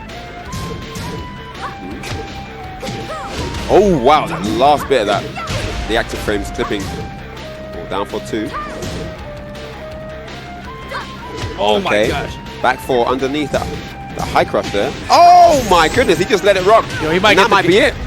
No opportunity. What oh, the? Oh, my goodness, what is going on? This is nuts right now. Icecoldhombre is still in this here. He definitely watched my stream. Running shoulder. The race drive, running Pressure. shoulder. Got plus yeah! That was gorgeous. Hop kick, hop kick. Oh my goodness. All right. Set point, Icecoldhombre to make it out of pools here at Evolution. Here we go. I wonder if they're giving out those wristband things, you know, the I survived pools at EVO or whatever. I wonder if they still give those out. Right now, Dirtsnake, though, he's trying. Bow and arrow, block. If Dirtsnake can get this round, he's still in with a chance here. Oh, man. Not looking good. And no break on that. And that is going to be it here. Icecoldhombre is going to advance forward out of this bracket in winners. Well done. In winners. Good stuff. Yeah, pools are 4 players making it out. Icecoldhombre going to be one of them. Great stuff to him there. Solid gameplay. Nicely done. That was a lot of fun. No matter what happened, he kept his strategy solid. You know, he didn't cave in. Even though he lost the round. The hop kick was crazy. The back 4 whip underneath the hop kick the first time. He's like, wait, there's a second part coming. Try the hop kick again? What if it whipped again? Yeah, I don't know, man. That was nuts. I mean, he was just going ham. Like, I need something big. That was so smart, though, right? He literally made the right decision. He's like, I should just hop kick again. It'll work. Really smart gameplay. You got to stick to your guns in these short sets. Yes. You can't get intimidated easily, you know? It's a great point, man. I'm all this advice you're giving, I'm just absorbing it, man. I got my pools coming up later. Yeah. I'm here. I'm gonna try that. So yeah, try that. Yeah. It's one of those things where like, I mean, obviously you learn a lot with experience, you know, Sure. and from losing a lot of sets, you take things home with every opportunity. You know? Right. So with every win and every loss, you learn something. Yeah. It's very, very important to make sure that you're learning from your wins as well. Yes. People get complacent. You know, they say, "Oh, I won," and they won't watch the VODs. They won't watch back and see that there were things that they could have done better, even though they won. There were things they could have done better. That's so a great point. whether you win, whether you lose, make sure you're going into your VODs, you know, checking out your feeds and watching how you can improve. It's you so know, funny. Always do that. When I was starting in competing, and people would record the match back on like cameras, camcorders back then, not even like on cell phones, right? But we would watch the VODs back, and I would always want to watch the wins, and I didn't want to watch the losses because it was so hard to watch. The losses, yeah. Right, but the wins are always the one I would watch. Right, but I wouldn't think of it like, what can I improve? I'd just be like, let's look celebrate how this I owned victory. him here. Yeah, Yes. look what I did to be in here. Amazing But I it's was. really important, especially when you've won in clutch situations. Like, but if he had done this, he could have won. Yeah. And what could I have done that may have beaten that? Right. So you kind of end up in this analysis mode, and it really helps you develop your own brain, which helps you to be able to make yourself a better player. Right. Because a lot of people, for example, they'll go in the lab, and they haven't got any idea what to practice. They go in the training mode, they want to get better, they know they need to be better, they don't know how to get it started. So watching VODs back and seeing where you can improve gives you a lot of content that you can then go in the lab with and train up with by yourself. Yeah, because say you won against like a Jack, and you saw him do something like, wait, couldn't I have done something better there? Yeah. Go to the lab with that specific thing, see what you can do. Because the thing that you can't be ready for is random situations that just happen that test your situational awareness. There's times you'll get a certain launch, but because it hits in a certain way, you don't get the optimal combo that you're normally used to, so you have to do something else. And you'll take that scenario into the lab and try and find what the best possible combo was for that scenario. So there's always learning points you can get from actual live matches, whether you win or lose. But here we go, we're ready for our next match style. It's another US versus US scenario, and the winner again gets out of the pools. It's Tom Savage versus Jello Buddy. But I don't know who's who here. Do you know who's who? Do you know Tom these Savage guys? is on the right for sure. Okay. That's Tom Savage. Jello Buddy in the green shirt over there. Okay. Tom Savage, I've seen him in many tournaments. Cool. So we're Gonna here. be a force to be reckoned with. Here on the Dragon's Nest, Master Raven. First Master Raven of the tournament and first Asker actually. Here we go. Oh, no break on that. One throw. Yes, sir. Definitely a one throw command grab there from Master Raven. Yep, nice movement here from Master Raven. Now spacing out. Oh, wow. Eats a back three though. Definitely Asker's weapon of choice from a distance. Back three, so deadly. Hey. Nice ball damage. Oh, and the wall splat. Resplat? Oh, he tried. Tried with the can-can. Not close enough though. Nice low parry combo here from Jello Buddy, though he's got a rage. Spends it. Yes. Wants the wall carry. Oh, no, he didn't get Oh, that. it's Didn't get the unfortunate. rest. This is definitely anyone's round right now. Master Raven. Oh, blocks the low. Oh, 1+2 no break the grab. again, and that's it. And that throw does a lot. Jello Buddy, the first round. Round 2. An interesting one. Both players showing potential here so far. And as you mentioned, this is to get out of pools as well. Yeah. And, even though you're someone like Tom Savage, you've been to many tournaments. Right. You're with someone like Jello Buddy, you're like, I got this. Who's Jello Buddy? I've never seen this guy before. That's a cool name, Jello Buddy. I like that. All right, so Tom Savage spacing out now. He doesn't want to commit early and eat a counter hit. He's waiting for the right moment. Very opportunistic style here.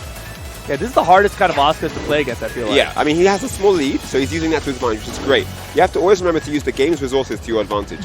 Make the clock be in your favor. Make the light be in your favor. Make the, whatever, the super meters or whatever on a 2D game be in your favor. Always work the resources into your favor. And look at that. Perfectly timed. The one move he decided to commit to, and he got good damage off that. Down 3 follow-up, and there's the round 3-4 finish. Great stuff to Tom Savage. Yeah, that was well played. Using that clock to his advantage. And an Oscar that's turtling is so hard to go up against because there's so much great keep-out tools. A back 3, a while standing 3, or can kicks, a standing 4, forward 3 now. Nice punish So many good options. Great, yeah, she has a wealth of options there indeed. Oh my goodness.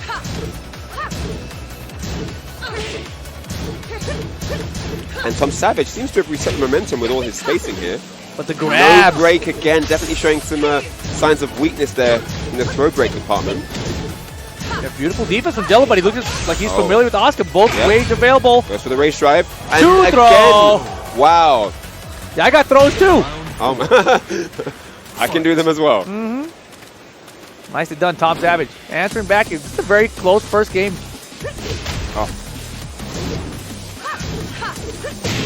Okay. Goes for the back 3.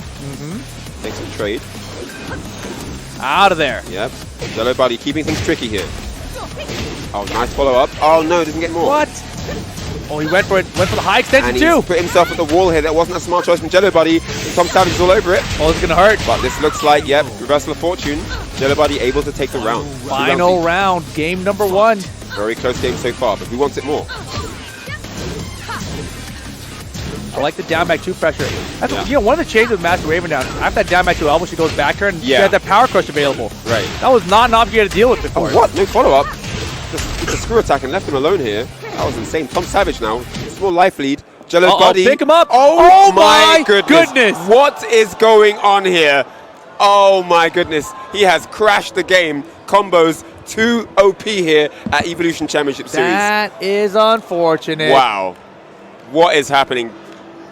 Well, oh man, that is insane. What? It was 2 rounds each. 2 rounds Now, each. I'm guessing I'm guessing they're going to continue at 2 rounds each. I hope that's what they do. They go back to the same stage. I mean, this is one of those I believe things. it was Dragon's Nest. It doesn't matter what the event is. It doesn't matter, you know, what the console is. There are always going to be technical issues. Sure. That just happens. That's just, we're used to it now. You know, it's part of the game as well. It's a great reminder too for everyone in the tournament to make sure you desync controllers. That wasn't even like a It wasn't even desync. That was the crazy part, right? Literally like that's what I thought was going to happen when we saw it stop. Right? And so that was crazy, unexpected there. There are things you just don't have, you know, yeah, there are but things you can't can control, desyncing the controllers. Do it yourself before your own match, right? Yeah, If it happens to you, that means that's your fault. That's what that means, Yeah. right? You should have went and desynced the controllers yourself. Yeah. So, yeah. That's unfortunate. Now, in this kind of situation, what people, I think, could do is perhaps look at what's happened so far. This is essentially observation time. You've been given some extra time to think about the match. It's 2-2. The next round that you're about to play is for everything. So if you come with a solid strategy, it's an easy win. That's how you have to look at it. I just have to get one more round now to win the whole thing. What was working for me so far in this set? What was he getting me with? What can I do better? What can I tighten up on in the defense area? And how can I get him on offense? How can I keep my offense going? And this is what you should be thinking when you have these kind of desync situations. Someone in the crowd presses the PS button. You have like technical issues or the game just starts updating randomly. This is what you should be focusing on. Don't think about that. Let that go. That's gone. You can't control that. Think about what you can control, which is when it restarts, it's going to be 2-2. Everyone's watching you. The guy's going to also be thinking about stuff too. So don't get relaxed in the chair like, oh, I've got some time to have a little sip of water. Like, think about the match. Be in the match. Don't get out of the flow of the match, because one thing I've noticed is when there's a little break, it's really hard for players to kind of like keep in the momentum of the game, like in the rhythm. Right? Because you kind of lose your flow, right? Especially when you come back into this, right? Because this is like a final round situation. You have 1 round. You're playing a first of 1 round. It's very difficult. And you know, when you think back about this set in particular, what's been working for both players has been the grabs, right? The grabs. And if you're Tom Savage, getting the life lead and just turtling on that was also very successful. That was really solid. Jello Buddy didn't look like he knew what to do. Right. Once you know, Savage had the lead and he was running away. He didn't really have a way in. No, he was just trying to like use that move that flips into the teleport. It's like, does this mix him up? But that's Master Raven. Master Raven likes confusing people with movement. Master Raven players are used to playing the runaway game themselves and having the player go to them and then confusing them. So, you know, having that reversed looked like it was really hard to deal with. Yeah, without a doubt. So we're going to get this PlayStation restarted, and these guys are going to have to play it out. Oh, man. It's very close. You practice all year, and the one time you play on stream, that happens. You know, like, oh, man. I just love the players' face when it happened. Like, oh, my God. Yeah, they were both smiling. They were having a good time. I'm still hoping that the next PlayStation that comes out, that they put in the desync feature, right? Yeah, just for all controllers, right? Or just automatically desync, or make a tournament mode for it or something. But I'm interested to actually know what happened there. That was like a technical, that was like an update thing for the console. I've seen that in the past, but it's like, it's very, very rare. Like, I don't know like what triggers it or whatever. Obviously, I think if anyone knew, they probably would have had a result at this point, right? So it's just one of those flukes that happened. Really unfortunate timing there. But at least it happened at the beginning of the round. At least that. At least now we can kind of just... But I think Tom Savage had a launcher when it happened. Did he? I think he literally had launched them. One of them got a launcher, and then it stopped. Oh, no. Yeah, so somebody was about to get a juggle. I don't think they would have ended up at a wall with it, but rough situation for whoever had the launcher there. Yeah, that's a tough one. Yeah, because it was final round situation. You were going to have the lead. And on Dragon's Nest, wall stage, you're going to take him to the wall with that combo. Right, so... Yeah, that's a tricky one. It's rough. It's rough. But... You got to take the rough with the smooth here, man. Tournament, man. Yeah. Anything can happen. Yeah. You got to roll with it. All right, and that's first game, right? That's the first game. So and the winner of this set makes it out of pools. Wow. Just for some added pressure, added incentive for these guys out there. Oh, my gosh. Let me ask you this, though. Go. Separate from this matchup. Okay. For, the last few years at Evolution, Tekken, Harada and them have come out here. They've had some big reveals. What do you want to see? Ooh. I'm not even going to, lead the question at all. I'm just like, what do you want to see them reveal? If there is a reveal, even, right? We don't know if there is one. If there's a reveal, I would like a few more legacy characters. You know, I want Bruce Irvin.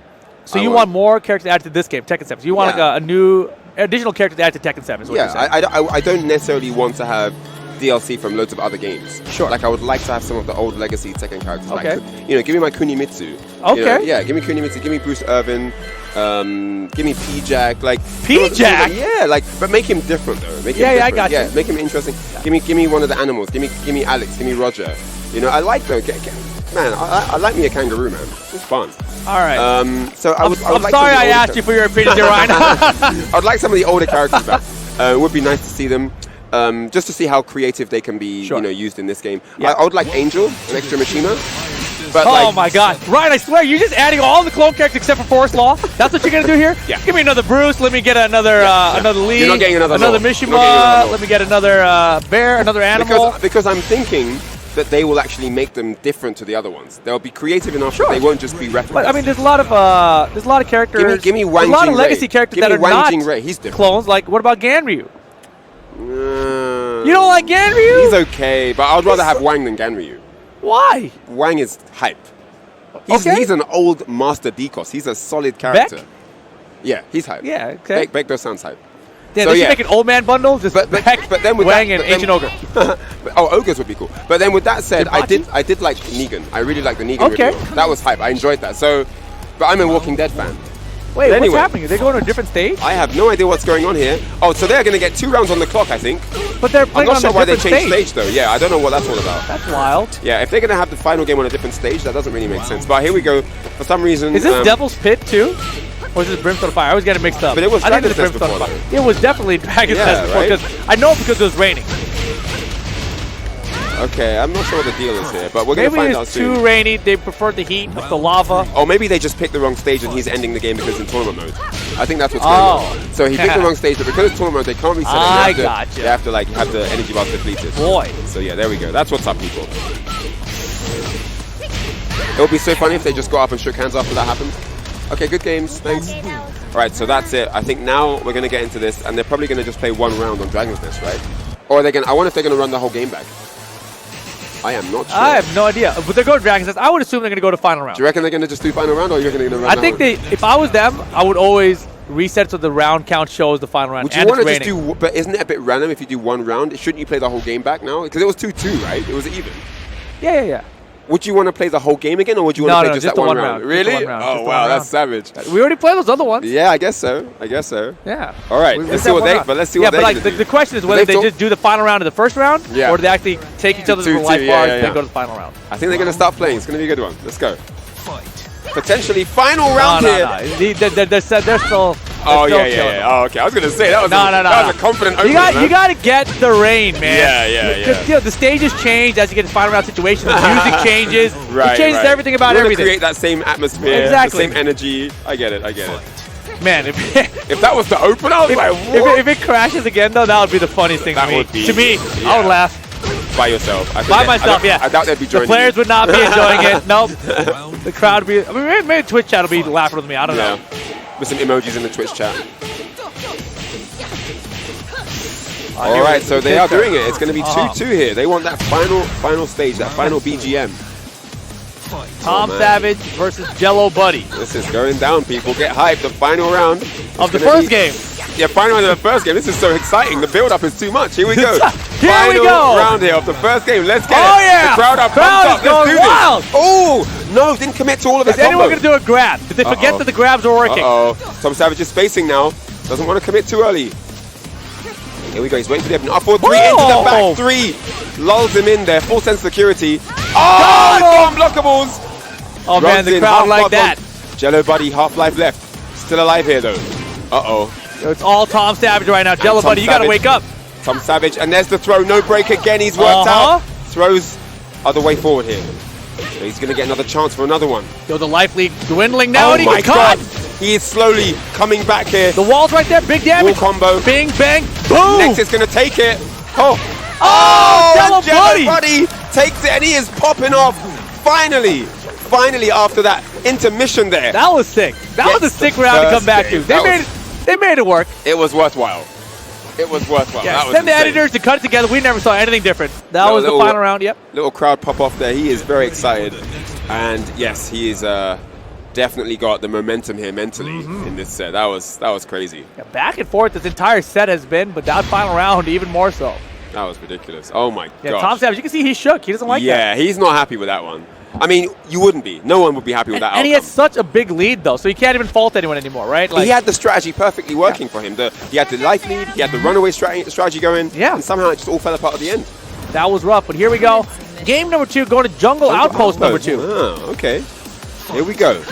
Let's see if Tom Savage can make a difference now. Down back 4. Okay, wow, returns his favor of a sweep of his own. Oh, no punishment there. Hey. Oh my god. Big while standing 2. Counter hit. Wait, he's ready for those teleports every single time. Eats the can-can. Can though. Okay. Tom Savage now. And No another Vortex. no break. This is becoming definitely a hole, a chink in the armor here. I mean, if you're top, oh my god, he stepped the rage drive. That was nuts. Rage mode available for And Tom finally Savage. a throat break there. Blue stuff coming. Yes. Blue stuff coming. Here we go. There There it it is. It's is. blocked. Oh, throw, and a get break. off. Now they can break everything. The break. Oh, no, not he that can't. time, though. He's done. And Jello Buddy takes the first round, and he's worked out. He's starting to favor those throws. He's realized that those are working. Wow, Oh, what a big- trade there. He Both went get for launches. Tooth Fairy as the first move of the round. Nuts. Yeah, Tom Savage may be tilted right now. Nice, ducks to high, while standing 1. Here comes the combo, Jello Buddy. Wall's right there. Follows up now, takes him to the wall. Yep, extra damage here. What's it going to be on Oki? What are you going to give me? Okay. Asuka now. Tom Savage trying to fight back. Back 2-1. Jello Buddy not interested. Keeping that wall pressure up here. Nice, patience Okay, there, doesn't 1-4, get caught yes. by Power Crush. Oh, the 4-2, but it's another trade. Bad trade. Tom Savage won't get any damage from that. Up 4-3 attempted. But it's blocked, and there's a counter Pick hit it this time. And that might be it. He does have There's rage a rage drive. Oh. No, rage drive down 3-4. Oh. Oh, wow. Okay, does that instead. Great stuff there. Tom Savage finally getting around in this game. Yeah, he's bringing it back himself, man. Yes. This is a fun set. Players evenly matched. Oh, Picks man. it up, yeah. While standing 3. A few times now. And he tries to get aggressive. Jello Buddy's ready for him. Okay, side step 2. Ooh, into the 4-4-3. Mixing up the Nothing grabs. through. Yeah, though. indeed. Those are working, man. Okay. Yeah, the mix-up, there was a low there, would have launched. Oh, side step 2 again. Great. Oh, this no. great It's the kick. flip up. Set point for Jello Buddy. Holy moly. Turning Jello all the Buddy. momentum around here. Yeah, and before his match started, I would have said, Tom Savage has got this, but look at Jello Buddy go, gets the launch, Wall's there again. Standing Oh, one, yep. okay, interesting okay. combo. Yep. Made it a bit different there. And Tom Savage is trying his best to be super careful, not eat any big damage here. He's going to try and find a way back into this match. They're dunking him down. Yes, There finally. it is, finally, He needs exactly. to break all those throws. And there's a power Crush hit, crush. finally, he's in Jello Buddy trouble. looking good here. The rage is available. To make it out of pools. Jello Buddy rushed him down the 50-50, and he Oh, got and Jello Buddy over Tom The Savage. pressure was just too much for Jello Buddy, and for Tom Savage, excuse me, and he just couldn't get the job done after a great start in that first game. Really unfortunate that you feel for Tom Savage in that one, because Of course. it looked like it was working out greatly for him, but the throws, they started doing too much damage. It started to eat away at the defense of Tom Savage, and Jello Buddy's confidence just built stronger and stronger, especially after that clutch final round in the first game. Right. And after he went up 1-0, you could see in that second game that it was all Jello Buddy. And yeah, Tom Savage, you could see him visibly upset after the Yeah. first game ended, after the reset and got the final round done. He was like, man, I had such a big lead. Yeah. And then, of course, that second game, he made the round, come back in the second round, and he made it evened out, but the more that set went on, Jello Buddy's like, no, these mix-ups are all mine now. The problem with those technical difficulties and stuff, and when they happen, is it's always in the back of your mind. You're always thinking, is this why I lost? If this hadn't have happened, would I have still lost? You're always thinking about that, and even though you don't want it to be there, it's in your subconscious. You're thinking like, you're like, man, if that hadn't happened, maybe I would have won that first game, and maybe now things would be different. But the unfortunate part of that is it's happening while you're still in the game. Yeah, you're not reflecting later on. Right. And it's this like thing of like, man, I shouldn't even be here now. And when he goes and looks back at it on the tape, he'll see he had such a big lead. He should have been the one to close it out there, right? So, unfortunate there for Tom Savage. He's still in the tournament, though. That is the winner side of it. We saw Jello Buddy moving on out of the pool on the winner side, but Tom Savage still in, trying to make it out of the loser side of his pool as well. it's great stuff. He played really well. I felt that he dealt with the defensive options of Tom Savage really well. You know, he wasn't giving up space. He wasn't like running in carelessly because Tom Savage was waiting for him to run in so he could do back threes. Exactly. You know, so he could counter him, but he wasn't having it, and I like that. He kept the game in the way he liked to play, made Tom Savage commit, and then got the counter hits from there. Exactly. So who do we got coming up next? Looks like it's going to be Reason from US versus Pliskin. Okay. And the winner makes it out as well, so we're having some very high-stake matches right now. Yeah. It's going to be a wild Evo, man. Going to be wild.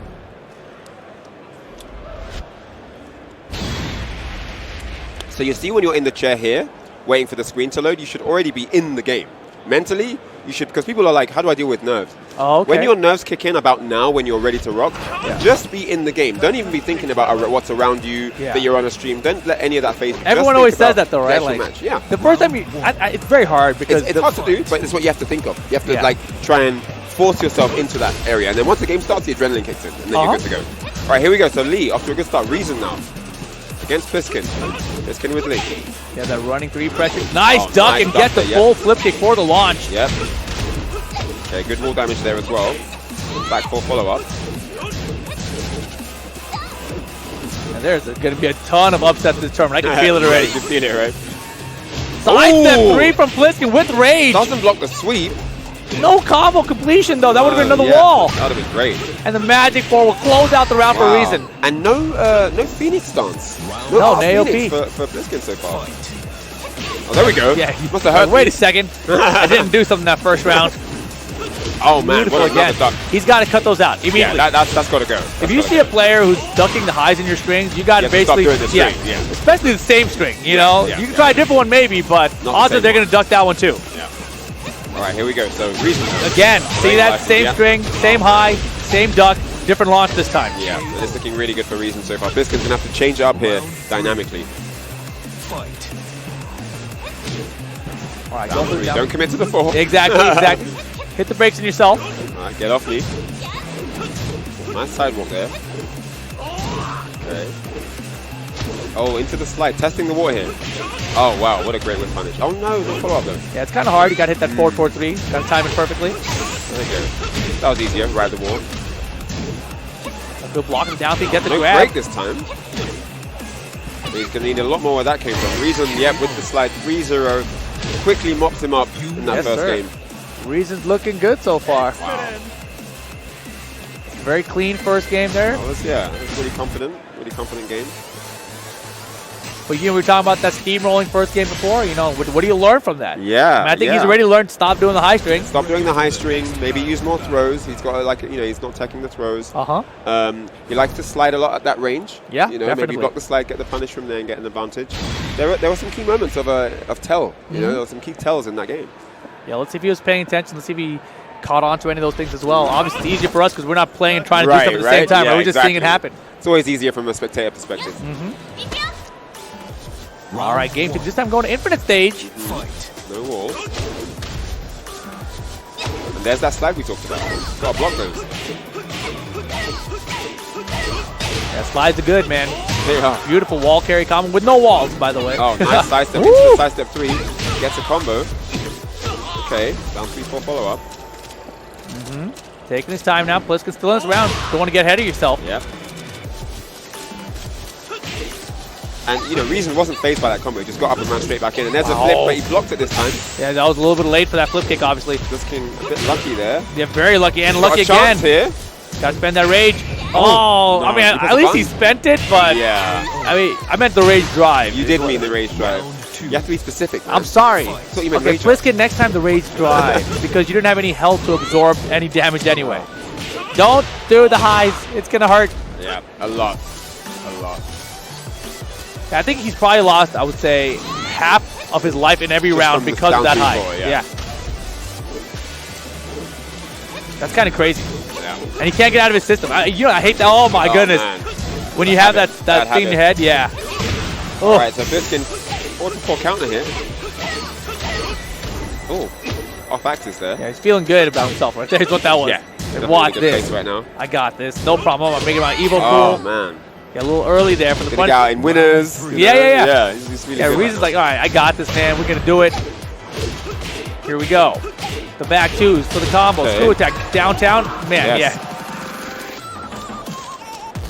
Oh, boy. Oh, wow. Threes, Another though. size of it doesn't block it Man. again. Wow. see That's it? what every time. You should just keep doing that. Yeah, if you're Pliskin, dude, you got to be taking those hits. But get the down three for us. What gets you damage, right? You got to do what gets you damage. Exactly. More man. side step threes. More Come on. grabs. I know you got a few side step threes left in you. Yes, He blocked the finally blocked it. slide. Here Oh, he comes the doesn't slide. hurt him. Oh, Oh, man. He didn't punish him for the slide block. nice try, but man. Unfortunate. It's going to be Reason moving on here out of the pool. Well Pliskin will done. drop down into the losers bracket after that. And yeah, good stuff to Lee Chaolan. Winners. Yes, sir. Lee Chaolan. It's another character Not a character we you don't haven't see a lot of, right? Exactly. Yeah. Another character we don't get to see a lot of, especially not on the tours. You know, Fighting Gem, one of the best lead players in the country. Also been using a lot of Geese Howard lately, but Lot of also Geese does Howard, not yeah. come out to the TWT events. Yeah, Really. it's interesting that. He goes to defend the North, but he doesn't come to like... Yeah, I mean, it's up in his area. That's Yeah, why, it's local, right? It's Yeah. local. So he goes to Yeah, stuff that's around him, but doesn't really travel outside Yeah, of that, yeah. beyond that. So, we don't, not, like I was just trying to say, the Elite Chaolan, the character we haven't seen a Yeah, whole lot of in yeah. the tour so far. But still a strong character. If you run Yeah. to win a tournament that knows what they're doing, it's very surprising, can be very Oh, yeah, damaging. definitely. Jody the Great, actually, I wonder if he's using Lee Chaolan. He's here at EVO as well. Bronson Tran, someone we haven't talked about. Does he use Lee Chaolan? No, Oh, but he's here at EVO. I forgot. right, okay, We're yeah, talking yeah. about everyone that's going to be at the tournament. Right, Bronson Tran is here. Yeah, I saw great. him. Confirmation. He made me take a picture of him so people would recognize that he was here. So it's on Twitter. He's One of here. the I most saw him. old school Tekken players, man. Right, I and the mean, thing about Bronson, though, you know, he's never won an Evolution. One of the most old school, as you mentioned. National champion Tekken 4 and Tekken Yeah, 5 in yeah. the U.S., but he hasn't won an EVO. And And EVO, he's gotten second place a couple times. Yes, so there's going to be some hunger. There's Heartbreaking. going to be some hunger there. It's If going he to can- want this. I mean, obviously, like, from back in those days when he was placing at EVOs, whatever, and when we were doing well at EVOs, the scale of the tournament is drastically different, right? Exponentially different. Now. So yeah. someone who got second before like Bronson Tran, like, and looking for that W, it's gonna be impressive just for him to make a top 8 nowadays, right? It's that difficult. So Yeah, oh, yeah, I'm really for excited sure. to see how he does in the tournament. Yeah, I'm yeah. counting on somehow me and him to be in the grand final because I can't beat Bronson and he can't win EVO. So it's an alternate matchup. Ooh, Yeah, I like yeah. that. I like that. See? That would be super interesting to see. But this is even more interesting to see. We got GG Saint coming from Korea here at Evolution going up against SE's Starbolt. Starbolt, the winner makes it out of the pool in winners. And I know Saint's going to be hungry for this. He hasn't been riding as high as he's used to. So No. he's going to want the W here Exactly. to move out in winners. Former EVO champion himself, Yes, Saint. indeed. It's been a while though, man. Yeah, I mean, he has had a difficult time because, you know, he's been to a few master events, but for some reason, the brackets just haven't worked out in his favor. He's had a No. difficult time in pools. Right. It's been a rough road for him so far this I year. mean, he's still sticking it out with Jack, of course. Yeah. And you got to remember when he was doing better in tournaments was when Jack was also a better character, right? That's the true. 4-for-1 jackhammer elbow, you couldn't Yeah. really sidestep. It was very Right. difficult. Now a lot easier to sidestep that Yes, attack. yes. So that may be playing a factor here. I mean, 'cause Yeah, he's still there's doing not- well, but not like as it's well not as he was dominant before. as it was. It was Right. super dominant before. You're And totally obviously right. he has the skills to beat a lot of these top players, but with this character it is a little bit difficult. Yeah. Anakin, Oh, though, wow, has what been a making whip it work. punish there. Starbolt, what? Wow, They follow up. weird. Just a little. Maybe go for random- Okies, like check out this back roll catch. Random Oh, he stare didn't down back roll. there. He knows about that. Yeah. Oh, Good blocks. yeah, ready for that. Hey. Saint looking good. Oh, Ooh. nice. Recognize the regular combo wouldn't have killed. Like, watch this. That's what we talked about earlier. Like, do I leave him alive here and Yeah. do something else? Yeah, when you recognize your combo is not going to do enough damage to kill, you can just leave him for Oki, leave him on the ground, do something else. That was really good. Oh, Uh-huh. baited with the down back one initially. Got the big launch there. Yo, Half spark Saint. on. And that is a ton of Oh, goes damage. for the debug and no punish on that. Is that a setup? Did he know? What's that? Yeah, that looked weird. Because he drops his last of the combo, does debug. If they block it, the Wild Saint 2 doesn't reach. I want to know if that was deliberate. That looked That interesting. might be. That It was seems also- like some Saint tech. It was also on wake up, so he couldn't have low parried it. Right. So that was quite smart. Nicely done. All right, Saint. All right, got some new stuff for Evo, yeah? This could All be right. his, I mean, this could be his year. I'm going to say it about everybody. You know, this could be his year. Yeah, there's that 4-2. And again.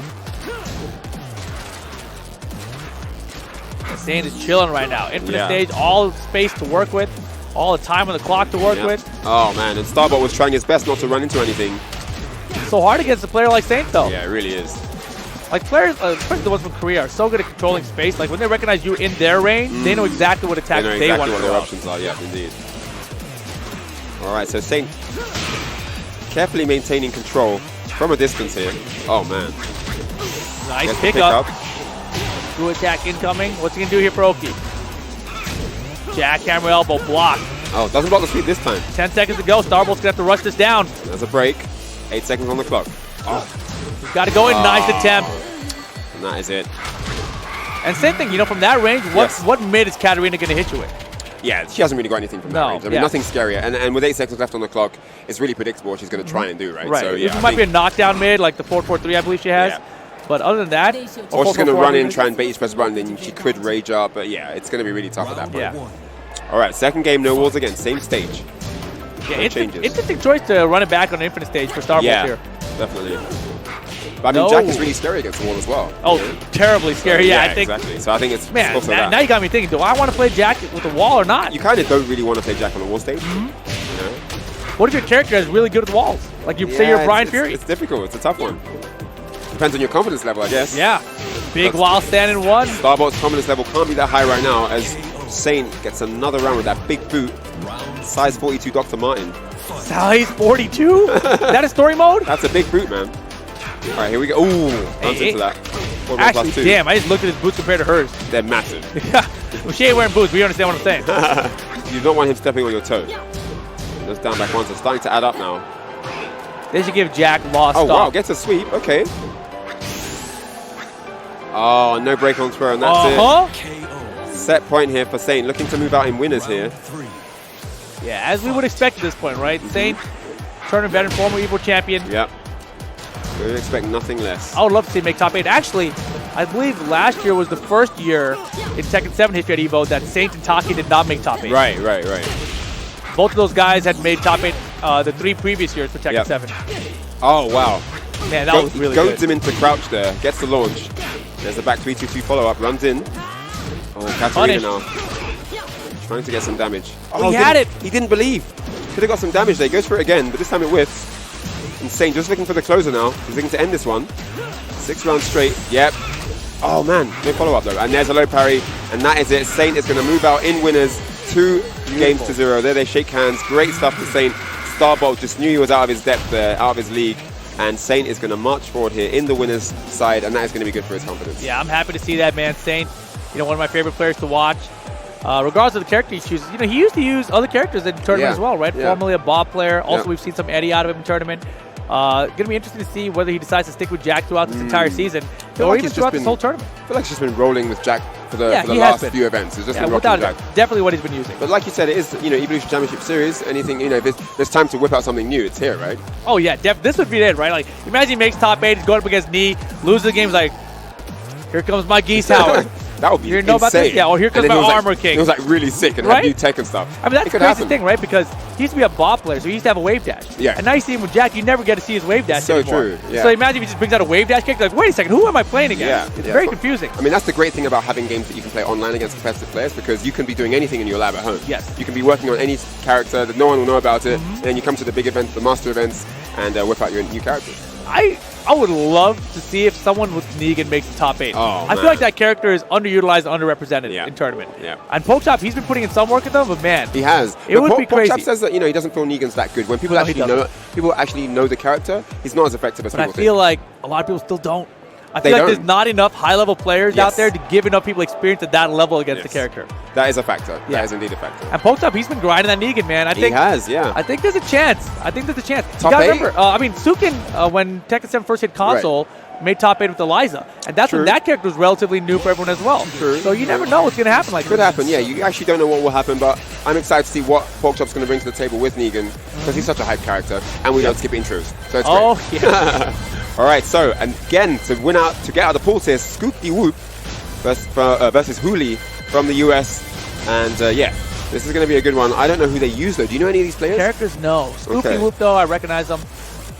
Played him at Combo Breaker. He's got his tunes going on. He's nodding his head right there. He's got some beats. Yeah, that's one way to kind of psych yourself out of the nerves. Get into the groove, man. That's what some people play with music. Some people like to play with music. How do you feel about that? I think it's good if you can make that work. Personally, I need to be in the game. Yeah. I need to be in the zone of the audio of the game. I need to have that BGM rocking in my ears, and I need to hear moves that hit. How things sound when they are blocked, when they are hit, when it's a counter hit. I need to hear that going on. Right. And one big thing, one of the most important things to remember, is your ears react quicker than your eyes. Wow. Okay. Your ears react faster than your eyes react. Yeah. If you have like You can download like a reaction test on your phone. Yeah. And you can choose to use either your eyes or your ears or both. Huh. Yeah, because it has audio cues. Okay. Into your earpiece. Yeah. Or visual cues on the screen where the screen changes color or different shapes pop up. I've seen that. And ears win every time. We've done it with like 100 people or something. I'm gonna try this out when I get ears somewhere. are faster than eyes. So if you Ears have are faster than eyes. If you have audio cues coming through from the game, it helps you to win. It's not just a personal taste thing. Okay. There's actually a proper benefit to having audio from the game. I mean, for so long in tournaments, we haven't had proper audio setups at the station. So I've grown accustomed to like training myself to not play with audio, right? See, this is the thing. Why do you think that every time there's no audio and you lose, it feels different? It's because you're not getting those audio cues that are really vital to victory. Yeah. They're vital. So although it's not really talked about a lot, it's a real thing. Right, and there's specific things in the game like Negan, I believe, out of his intimidation stance, got the grab, which is you have to duck the grab, right? But he has an audio cue before it. And if there's no audio, you're not going to hear the audio. You're not going to know, yeah. So how do you react to it? Well, exactly. And on other games as well, there are things like, if they do a normal version, it's the same animation, but there's a sound that he makes. But if it's an EX version, then there's no sound and stuff like that. So yeah, audio is really, really important. Right. And plus Tekken 7 music is hype, so you need Tekken 7 is hype, yeah. I was going to say, when I listen to music, like just normal music, it ends up distracting me. Like the lyrics get to me, I start like jamming to the song, and I'm not playing the game anymore. I'm like, this is a good song. Yeah, don't get too into it. But, but yeah, it's Lord great. Markman in the building. Markman just walked in. Shouts to Markman. Busy man out here at Evolution nowadays, I know, right? Yeah. And you got the jacket on still? I have indeed. You want to show them everyone again? Mishima's Zaibatsu Corporation jacket. Evo exclusive, man. Is your cable getting make sure the cable doesn't fly away? Yeah, I think it's stuck behind the armor. There you go. There's the Heihachi tiger. Oh my! Or maybe it's a Kazumi tiger. I have no idea. It's a good. Is it the family pet? I think it might be the family pet. Yeah. It's her pet. That's why he repped it. I have no idea. But yeah, it makes way more sense to be her tiger. If you're here watching the stream somewhere in Vegas, come down to the Tenno booth here at Evo and get one of these bad boys. They are sick. They have all sizes. They have all sizes of these. $80 for the jacket. Heihachi jacket. Yeah. $30 for the T-shirt. That's all right. That's a good deal. I bought the shirt yesterday. Oh, really? Yeah, that's a good deal. I got in early. I was like, man, I'm going to get in here before the lines get in. I'm going to buy the shirt right now. I forgot, I got another shirt, too. I got the Tasty Raglan. Oh, with the hands? Yeah, I like that one. The hands and the beads? I just like me some baseball tees, man. That's all. Yeah, they're cool. They're cool. They fit well. All right. So, yeah. So what are we doing next? So, next we've got some ads coming up. Oh, really? I believe we had some ads coming up. I'm not sure if I heard that correctly. I think so. They're talking about it over there. So, yeah. So, guys, thank you very much for tuning in to the stream here. This has been Evolution Championship Series from myself and Rip, indeed. And we're going to be back after a short break. Before that, we're going to cut some ads and some new commentators after that. So, don't go anywhere. After the break, we'll be right back. We'll see you soon.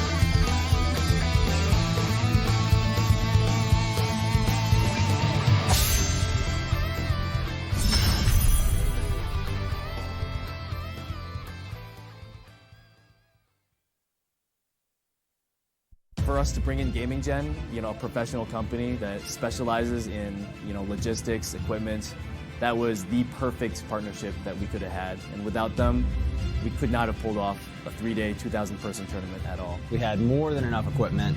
We had people on site not only to bring it in, set it up, but also to take care of it the entire weekend, make sure everything was updated and running perfectly, and then take it out at the end of the weekend. The Gaming Generations team is always there with ideas to make our events better. Branding is a big thing. I mean, when you have backdrops like this, when you have banners, people want to go to these events and have something to take home with them, they're already investing a lot of money to travel out to them, but when they can go and find little trinkets. Everybody's like in line at the booth because they want to get the shirt before the event. The apparel, it's so great that they can handle all of that. Gaming Gen is just such an essential part of every major tournament. I just don't know how anybody does it without a company like Gaming Generations coming through.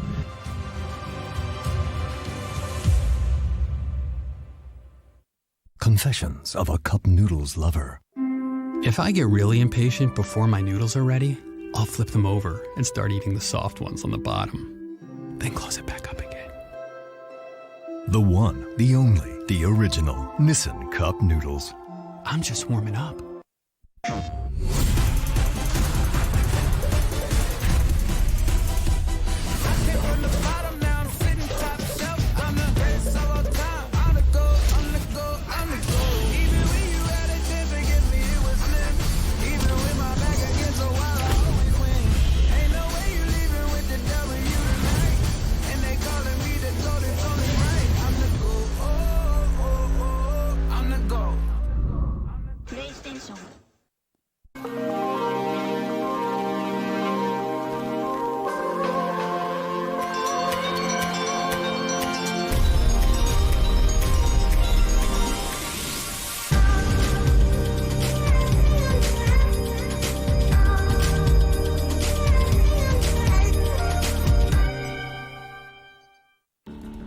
Get the latest smartphone without the hassle of a contract.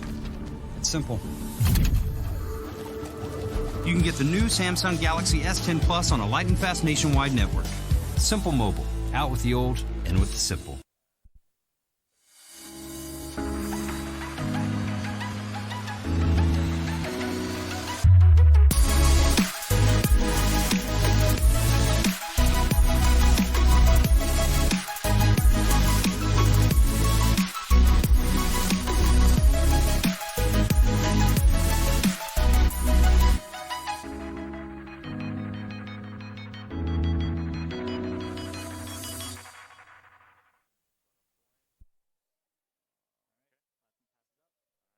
Beat out Power Crush no matter what.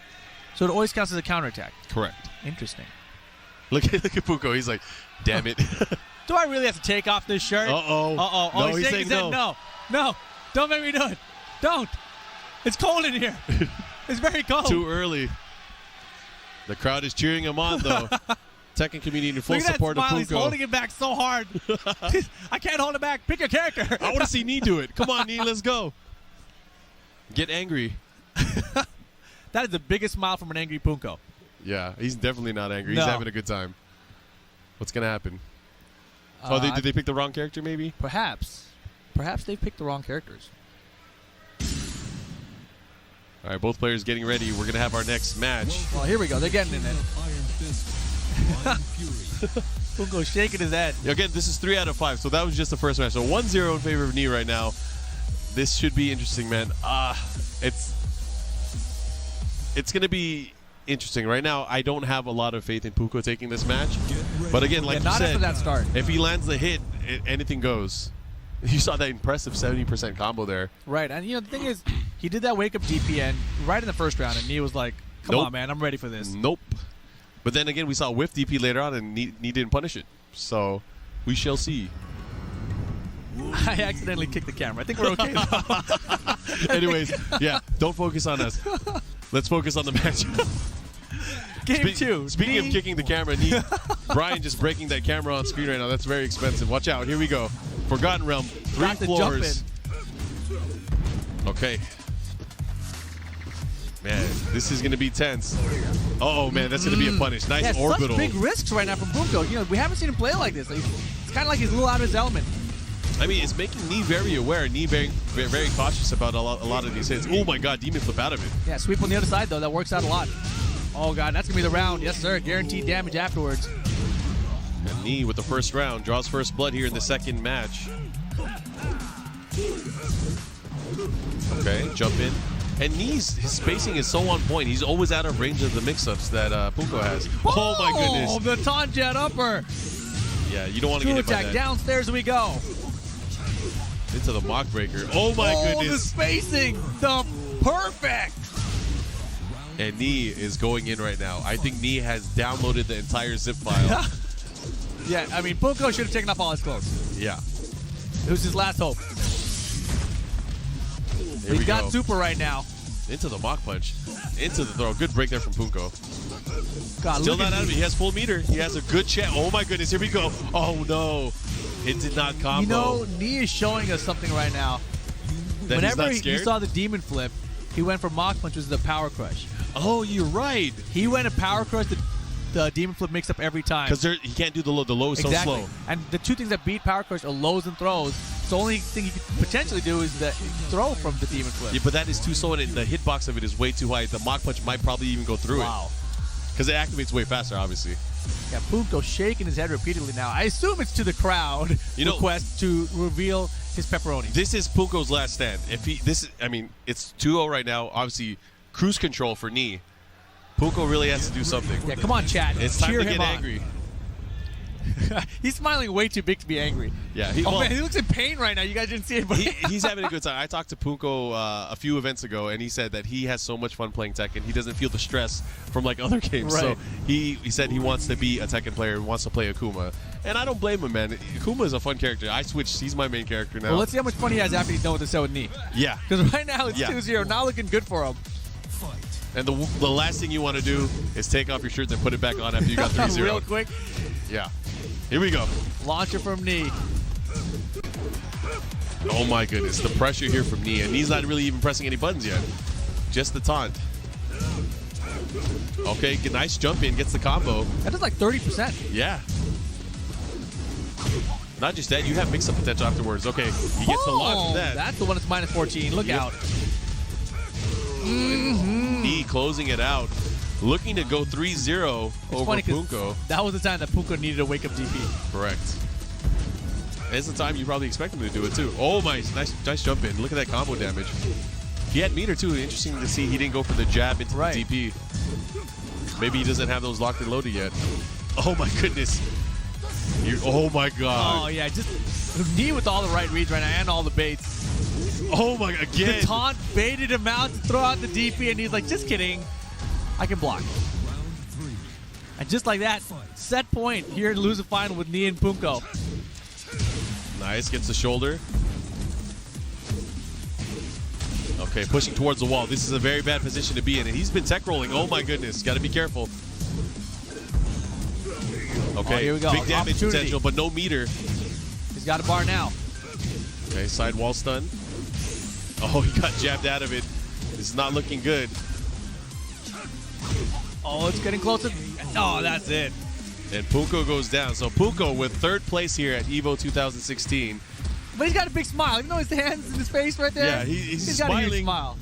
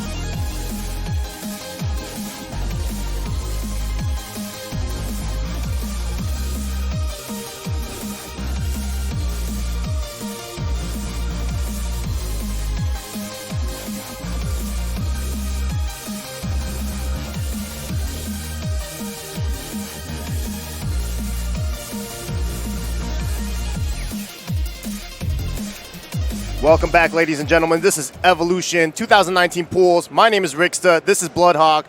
A New York SoCal connection right here, man. There's gonna be ultimate bias, 100%. I don't care. That's just how it goes, right? You have to be biased for New York. Is there anybody in New York? Let's see who's in these pools. All right, I don't even know. For you guys that are following along at home, he's got a notebook.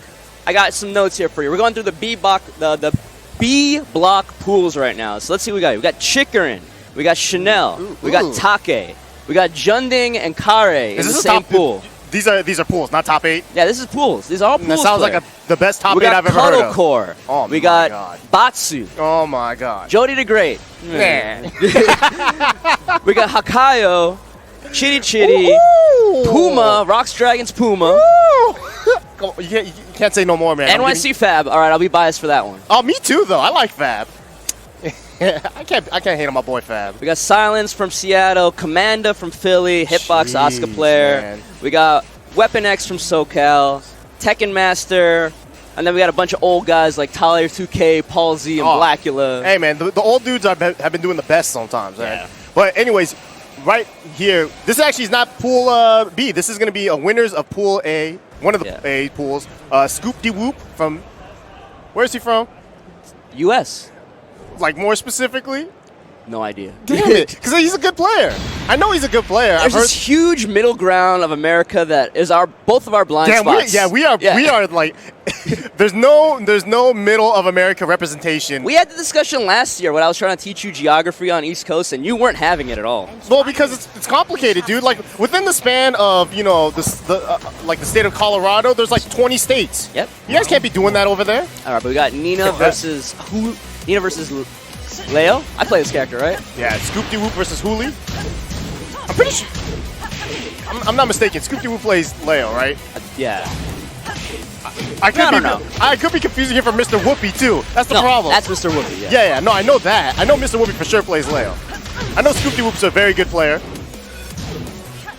And these are two very underrepresented characters in tournament, however. Yeah.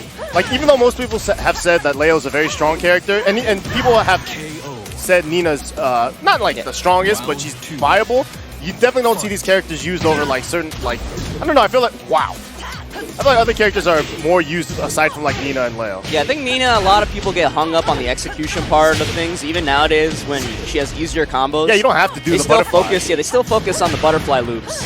And then Leo, I think a lot of people just say that Leo's boring to them. They don't want to play Leo because they think she's boring. Well, but she does do a lot of damage. And those are the same people that are trying to play Kazumi, huh? Yeah. They're on 1-4. Nice. Good punish there. Round 3. Fight.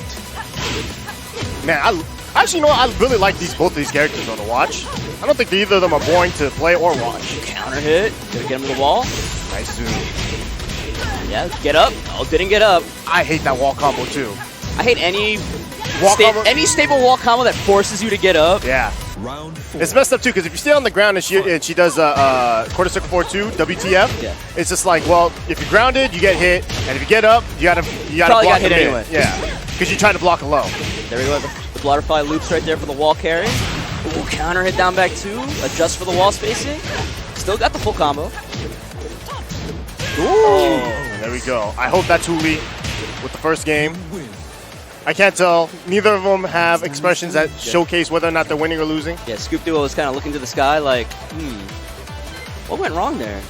Oh, okay, no, okay, I think he won. Yeah, he definitely did some fist pumps there. That's a confident man.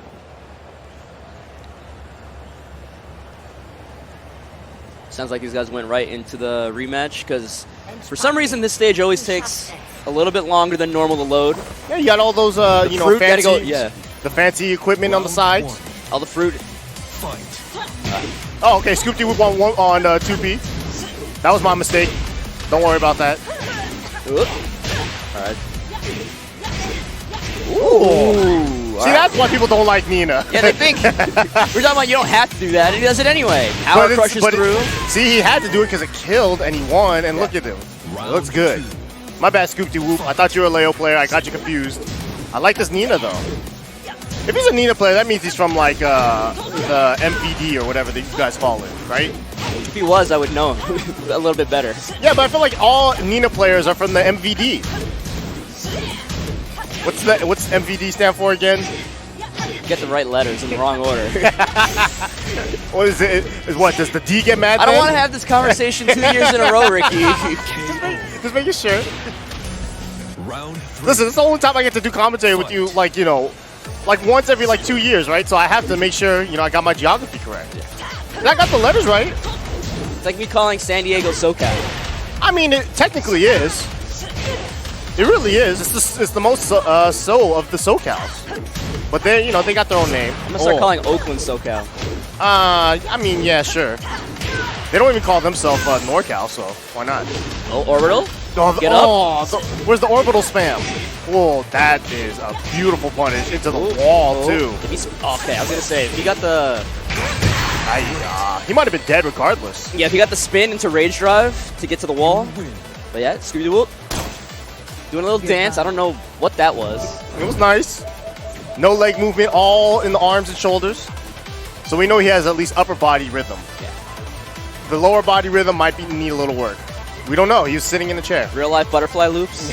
But I hope you guys enjoyed that. That was winners finals of A pool block. Yeah, we'll be seeing Scoop-de-Whoop later Tomorrow. today. Or tomorrow, yeah, that's right. Oh my god, this is a long Round 1 pools tournament. last all of today, and then first block of tomorrow. Yeah, that's the crazy part. Everything today is pools. There's no second round pools till tomorrow, which I believe will start around like 12 or 2. Yes, so, oh my god, it's going to be a long day of Tekken today, long day of Tekken tomorrow, and a beautiful day of Tekken on Sunday. If you guys love Tekken, you guys already know where to be, right here.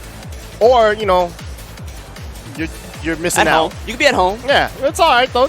No worries. But just joining us now, I think we're actually going to be starting Pool B's Oh, block. yeah, I mean, and we can talk about all the players that you just mentioned. The first one that you said was Chikuden. Yes. I'm very excited because this is his first time in America with Geese. He was here before, right? But that was Jin and Akuma Chikuden, right?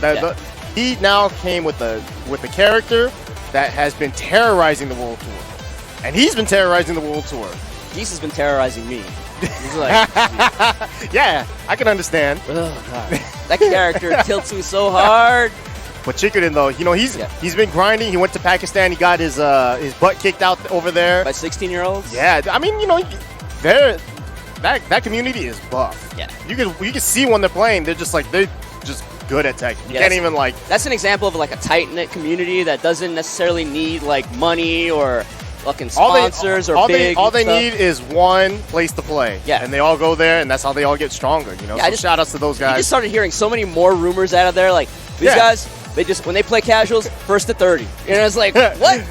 Yeah, now it's like stuff of legends. Yeah. It's like, before they play, they have to make sure that they drink 3 raw eggs. Like, why? No matter. Just do it. They just do it. That's how they roll. You just propagate that stuff out into the ether. Yeah. And then you're just going to see some rando at EVO 2022. Uh-oh. Just break 3 raw eggs and just drink them on stage. I mean, we already seen some guy pound glue before a tournament set, so what's wrong with 3 raw eggs? The glue's non-toxic. Yes, it is non-toxic, so children don't kill themselves. Don't do that, kids. Don't do it. Or adults. That guy was an adult. You know that guy can definitely, like, probably, maybe. He's probably allowed to vote. If you think about it, that's messed up. That's not messed up. It's just, you know, we put our community in the hands of people that drink glue. Yeah. Not bad. Next up, though, Pool B. I assume it's gonna be like one of the early rounds. You know, we just started. This will be JR versus 4 Jabs. Yeah, most of the players that we were talking about all have first round buys. Oh yeah, so they're gonna be they're just watching and waiting. Ooh, that guy has a Dragon Ball stick with the Korean lever versus Pad.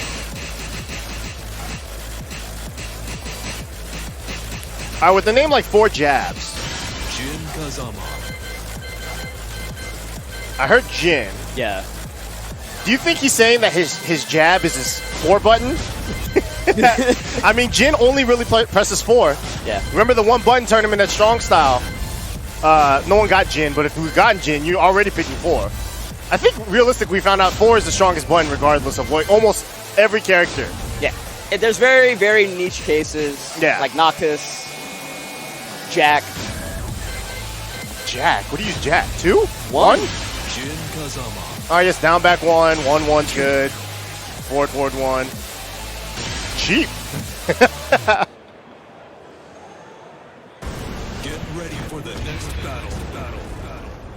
Alright, so we're going to get into this first match of B block. Yeah, you know, the thing I like about Evo Pool sometimes is that, you know, a lot of these players, you know, sometimes they just will never get to an opportunity to play on a stage like this. So when they do, you know, I want to see if they can excel, right? Yeah.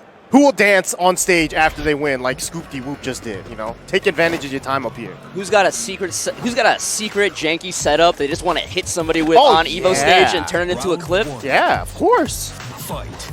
Realistically, that's what you're fighting for when you're on stage, right? You're fighting for Twitch clips. And hopefully that turns into Twitch bits. Damn. JR swinging for the fences. This is an extended button check right here. He's making a YouTube video of all King's moves. Ooh. Is this a button check for real, or is this a, what are they doing? I think they're trying to fight. It looks like a button check. Oh, my. Oh, come on. Really? What? I think it's, oh my God.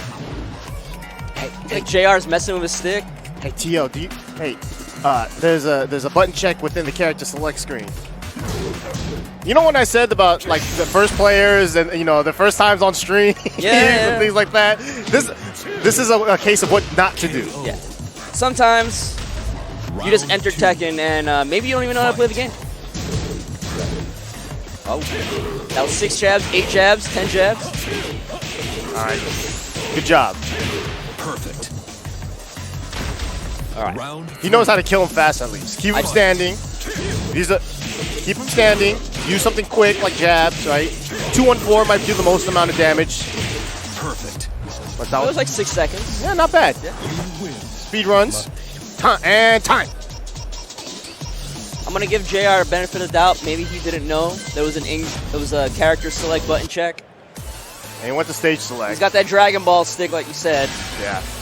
All right, Kinder Jim. These guys are going into it now.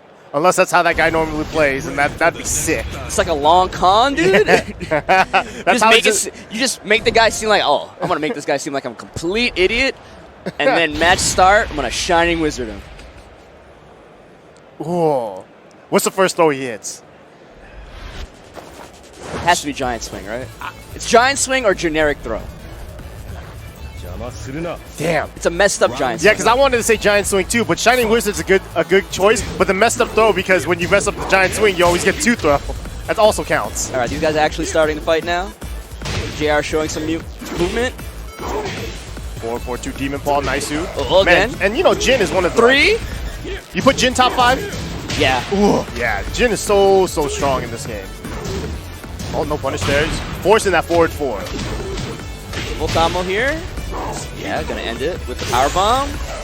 Go for Oki here. Step on his leg. Oh, he tried the hop kick too. Round 2.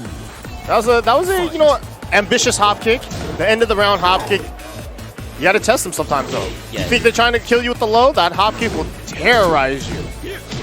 Ask Jimmy.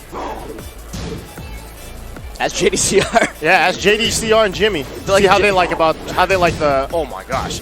I feel like King is such a scary character at all levels of play. Because of all these multi-throw stuff and throws that you actually have to learn how to break correctly. Yeah, early on, multi-throws can get you very far, especially if you're a brand new beginner, right? And the people you play with are beginners as well. Nice whip punish though. And if you don't know the multi-throws, just bring a cheat sheet to pools. I mean, you could just mash all 4 buttons, but you know, other people want to. I didn't learn until this game is that if you mash all 4 buttons, there is a predetermined route. So if you know they're doing that, you can know what to break. Oh yeah. I felt like every time you mash it, you normally get the same things. But if you mash differently, you can get something else. You just mix it up. Yeah, you can fake them out. Like what you want to do is like do like the first like 2 inputs and then mash the rest and then see what happens. Then it's a real mix-up. 4 jabs definitely has the basic Jin Kazama down. Just forward 4. Everything with 4. Down 4. He didn't dash far enough in for that combo, but still got the kill off the reset. All right, JR needs to do something big here. I mean, he's been looking good. He's been getting those launches, but he's been getting bored. Yep. All right, full combo here. Back to the ball. Ooh, nice. I feel like every Outstanding round, launcher. yeah, I feel like every round he's gotten that same exact launcher. And then his Oki's been the same. Oh, counter back one. All right. Combo here. Ball's really close. Not dead yet. Down 3. Oh, that is not that punish. punishable. That was not a punish, right? Oh my god. Oh, and he tried to hop kick again. I'm JR. I got, that's something to keep in mind now.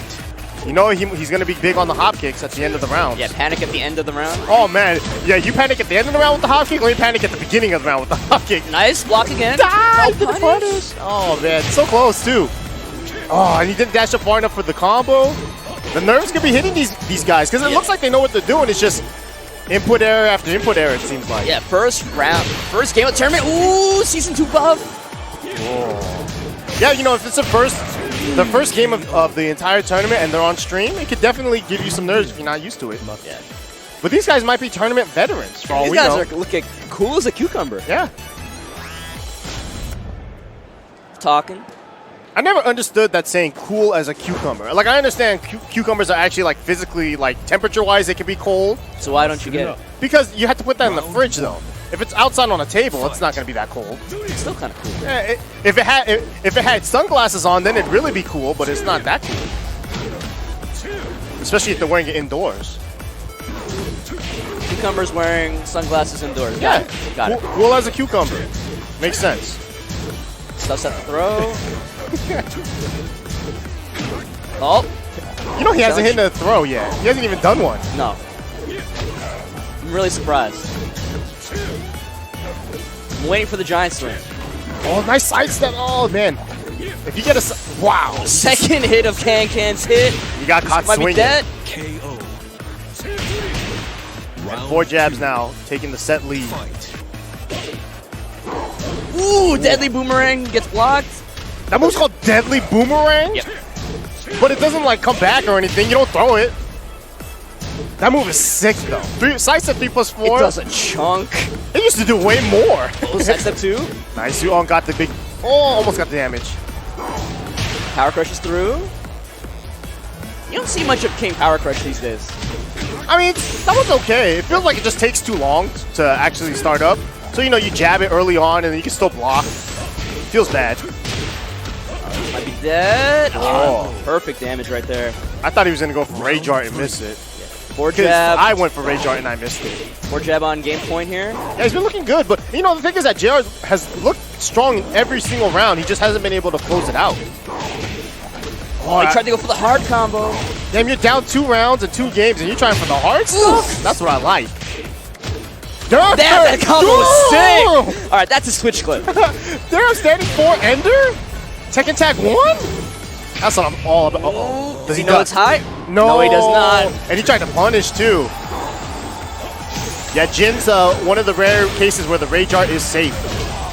Oh, nice. Got the pick up there. The only characters that have safe Rage Arts in terms of on block is Jin, Steve, Anna, and... Lisa. Well, Lisa and also Hwoarang. Hwoarang's the only one, though, that's a mid. Hey, he got the first throw. Throwing a King player? What a cheater. Oh, got hit. Oh, he has Rage Art. Back one doesn't get counter hit. Oh, the forward four. Tried and true. Takes it. 4 jabs, moves on. I assume there's like a very high ratio of Jin wins to winning with forward 4. Like, I'm sure that's like through the roof, like 100%. Jin players always win sets with forward 4. Doesn't have to be counter hit. It doesn't even have to hit. It can whiff, and for some reason they'll just die. That move's too good. Just whiffs, and then the air does damage. Chip damage. We're gonna learn the it's secret. A projectile. Yeah, it's a projectile, dude. Anyways, thank you guys so much for joining us. This is the beginning of Pool B's. I guess Pool B's block. Yeah. Next up, we're gonna have a little bit of international flavor. You might have heard of this guy before. It's gonna be Team Yamasa's Take versus United States tried and true Soof and Sinister. I think it's So effing Sinister. So effing Sinister. like that makes the most sense, but why is that extra O in Sue? I don't know. Because you want to say it's so. But you want to emphasize the so. Yeah. But Take, let me pull up my notes here. He has not been doing that hot in Tekken World Tour this year. Yeah, you know, the one thing I've noticed about him throughout this year more than anything is that he's just, every tournament, I feel like he's playing a different character. You know, like, he seemed to have dropped Kazumi early on. He saw what Arslan did at Evo Japan, brought back Kazumi, kind of struggled, jumped around to, like, Paul and Geese. You would see Steve every now and then. Yeah. And I think that's hurt him more than helped him, you know. So we got to see what he's going to do in this tournament. You know, it's just one of those things where sometimes the years can go great for you, sometimes not. He's also had an addition to his family. He's had a child. That can also be a huge deal when it comes to your focus and how you're performing. Right. I saw the little kid at Master Cup last year. It must have been like a week old at that point. I was like, damn, that's crazy. Bataki now rocking the Yamasa gear. That is one of the few pieces of sponsored gear that I think looks pretty cool. Like the jacket. Oh, we got the Frog Boys in the background as well. Oh, yeah. No matter what you see a Yamasa boy on stream, the Frog Boys will be right behind him. So I'm very curious as to what character Take is going to pick. My best guess would be Kazumi. But there's no guarantees with how he decides what character to play. Oh, and So Effin' Sinister, or Soofnisnister, juggling around different characters. All right, looks like Take is locking in the Kazumi. Good choice there. Hovered over the Akuma. Sinister's just going around, taking a lap on the character select screen. All right, going with the Armor King. Armor King of all characters. That's not what I exactly expected. Armor King, what do you think of Armor King in this game? He's not the strongest. He's okay. Yeah. Like, it's hard to, but you know, it's really in the hands of the person controlling Armor King. I think Armor King, just as a character, if you break it down, he's not as strong as, you know, other characters, but he's okay. It's hard for me to be amped about him though, especially when I played JDCR a couple weeks and he's been whiff punishing my jabs with Dark Upper. It feels really weird to say like this character is not as great as some others when you've got stuff like when you got a 14-frame Dark Upper and a hop kick on deck. Yeah. And along with command throws, multi throws, decent loads, really sick setups. And lots of damage. That's like almost 70 damage right there. Oh, go for the multi nice. Oh, goes with the flinging Nelson. Nice duck. Just towards the wall here. Oh, actually gets it. Damn. Oh, got hot swing. Oh, and got him with the mid. Nice dude. Soofnisnister and we got a key charge. Oh, and the crowd popped a little bit for that. And he looked back at the crowd and started pumping his, you know what happened last year? Come on, man. Poke Chop got up. You know, he started dancing around stage after he beat Take one game, and Take didn't let him win. Don't, leave Take alone, man. You get under his skin a little bit. Look at what's going to happen. Yeah. Take back on the board. Ooh, standing for... Modified down when he gets the wall here. Running 2. Interesting combo. Yeah. Finishes 1-1-2. Take controlling the wall right now. Yeah, just look at this. Just clean pokes, clean movement. That wasn't a double perk, was it? No. All right. I got a little bit excited. Walks around the down back 3. Yeah, didn't get this time to launch, and even Soofnisnister didn't even get a punish. So shocked. Ooh, I did not know you were in crouch there. Wow. Oh, nice. Oh, throws him away from the wall though. Whoa, what are you swinging at? Too far. Oh, giant swing gets broken. Nice choice there, though.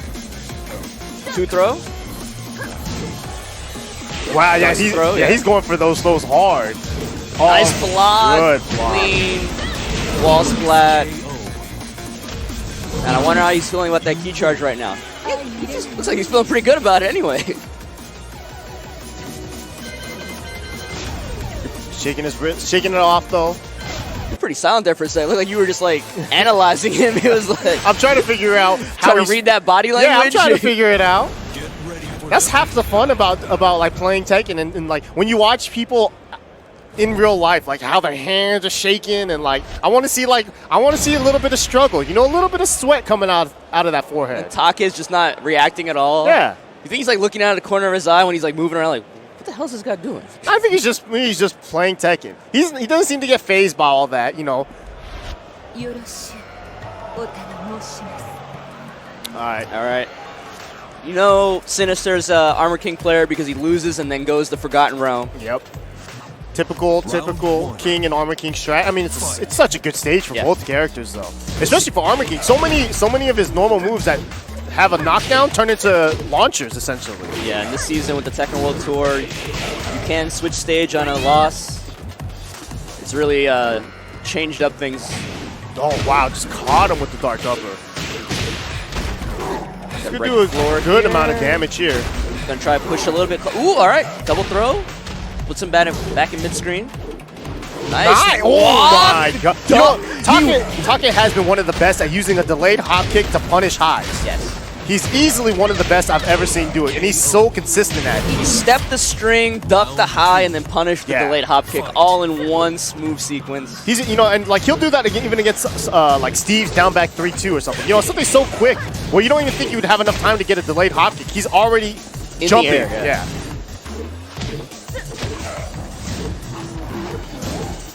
Punish. Yeah, Soofnisnister's gonna have to do something big here. Take's moving around the map. Ooh, unblockable. That's for the key charge earlier. Oh, and caught you blocking. Oh, threw out. Oh, okay. That Tiger was a little bit. That was a little bit. You know what? Hold that. Let me show you how to pop off. And Sinister he's swinging for the fences right now. He's trying to get something going. There we go. Hop kick. Gonna break this floor. Right in front of the wall. What combo he's gonna go for? Oh, too far. Yeah. He had to dash up a little bit just to make sure that he can get that down forward one to hit close enough to the wall. Yeah, the stage has 3 levels, and the bottom level is slightly bigger than the ones above it, so you're a little bit farther from the wall than you expect. Yeah. It's really interesting, the fact that at the bottom level, you have to actually kind of change up your combo just a little bit at walls. Oh, got it. He's on the board. No, I didn't have enough time to key charge. You know what he was thinking. Yeah. He was mashing it, and that's what he got. It's unfortunate. If you key charge once, I want you to key charge all the time. And Soof, you know, he's been down in these rounds, but he's got a decent strategy. He's mixing up the throws with the hop kicks. Do you see Take ducking when Soof tries to run up on him? Yeah. Oh, wow. Oh, nice punish on the down forward 2. I'm not sure why he did that. Maybe he thought he saw a big whip, or it could have been an input error. Nice. Challenges, yeah. Single jab, still +1. Wow, that hit on the tip. Oh. Uh-oh. Wow. Ooh, it's set up. Gonna get a free hit. Was that a tech trap? Oh, got up. He still could have blocked that, but it was a 50-50 at that point. From that range, if he had done the immediate 1+4, that would have been guaranteed, right? He did Kazumi? Yeah. Wait, did he hit down back 4 counter or 3-2 or 3-2? He hit down forward 1-2. Oh yeah, okay, never mind. That's definitely not what I was thinking. I just like every time I see them like fall on their face like that, I always like Tiger. Which move was it? Yeah. I want to see a Tiger after every one of those. But Take gonna move on. Yes, sir. Sinister, you know, despite the key charge, I mean, he put on a look, bad showing. Yeah, he didn't look bad. You know, the key charge didn't go his way, but outside of that, I mean, he looked strong. It just, you know, Take had so many answers for everything he tried to do. If there's a high in there, he was launching it with like the maximum efficiency. It's crazy. I hope, you know, and hopefully this is a good run for Take. You know, because Take in the previous, I think, what, 3 Evos before last year. So I guess the past 4 Evos. He made top 8 3 out of 4 times. Yeah. And so he's a consistent. Just be clear, 2015, 16, 17. Yes. Yeah. He missed out on 18. Yeah. Hopefully he can come back 19. But I think it's impossible to figure out who's going to make top 8 this year. Yeah, I mean, 1,900 people. You just said like 10 players in that could have made top 8. Yeah, you just said 10 players that are playing in pools like these right now, and some looks like that's all top 8. Every one of those players is top 8 material. Yeah. So, and some of them can finish in like, you know, 800th place or something. How are you gonna tell people that? Finish in 800th place. Yeah. Shucks. I mean, like, you get out of your, what is it? Like, it's 4 out in pools, right? Yes. So, and there's like 128 pools. Yes. So you get out, you win your pool, which is already winning a mini tournament, and there's still like 600 people left to go in the tournament. Yeah. It's crazy. It's unbelievable. Oh, the level, it's not even like necessarily like the level of play. Because honestly, like, a lot of these great players, they're pretty much an in to get out of their pool.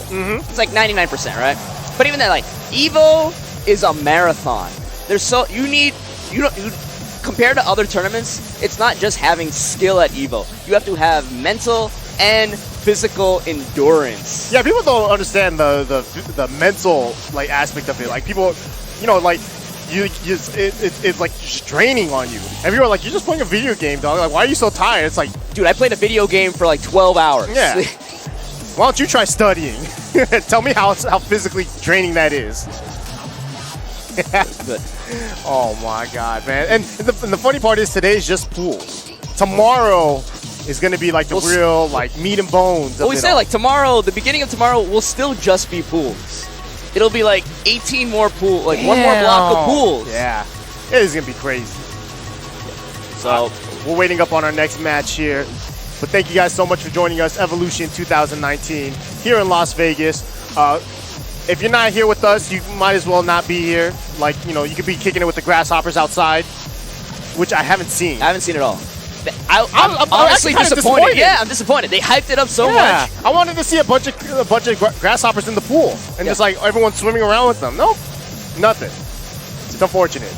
You can't hype something like that up on Twitter and show me videos and stuff, and then me coming to Vegas and be like, where are they? Yeah, where's my grasshopper when I was homies? flying in, I was just gonna see swarms, like a cloud. Yeah, it was gonna be like them just like on the side of the airplane, just like on my window, just like, hey, what's up? Yeah, you're in Vegas. Run the set.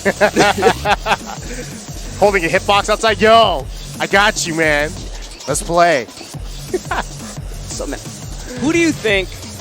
Do you have like a top 8 in mind? If you had a fantasy bracket this year, who do you think would be in it? For like top 8? Yeah.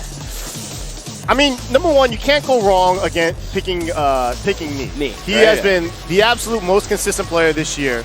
Outside of like that one Evo Japan, everything else he's been, I think, top 2. Yeah. And basically first every single time. The only time I think he's lost was against Arslan. He's top of TWT leaderboards. I think he's got 500 points over the person below him. I think he's mathematically guaranteed to make it, and he's still here. You know, he doesn't have to be here. He doesn't have to go to any more tournaments. But he's still here, you know. He's definitely a favorite of mine. Arslan, obviously, I think a lot of people have their eyes on him. And the big question for Arslan is that this is his first time in America, and it's going to be his first time playing against Western players like, you know, US, Canada, South America, and a little bit of Europe.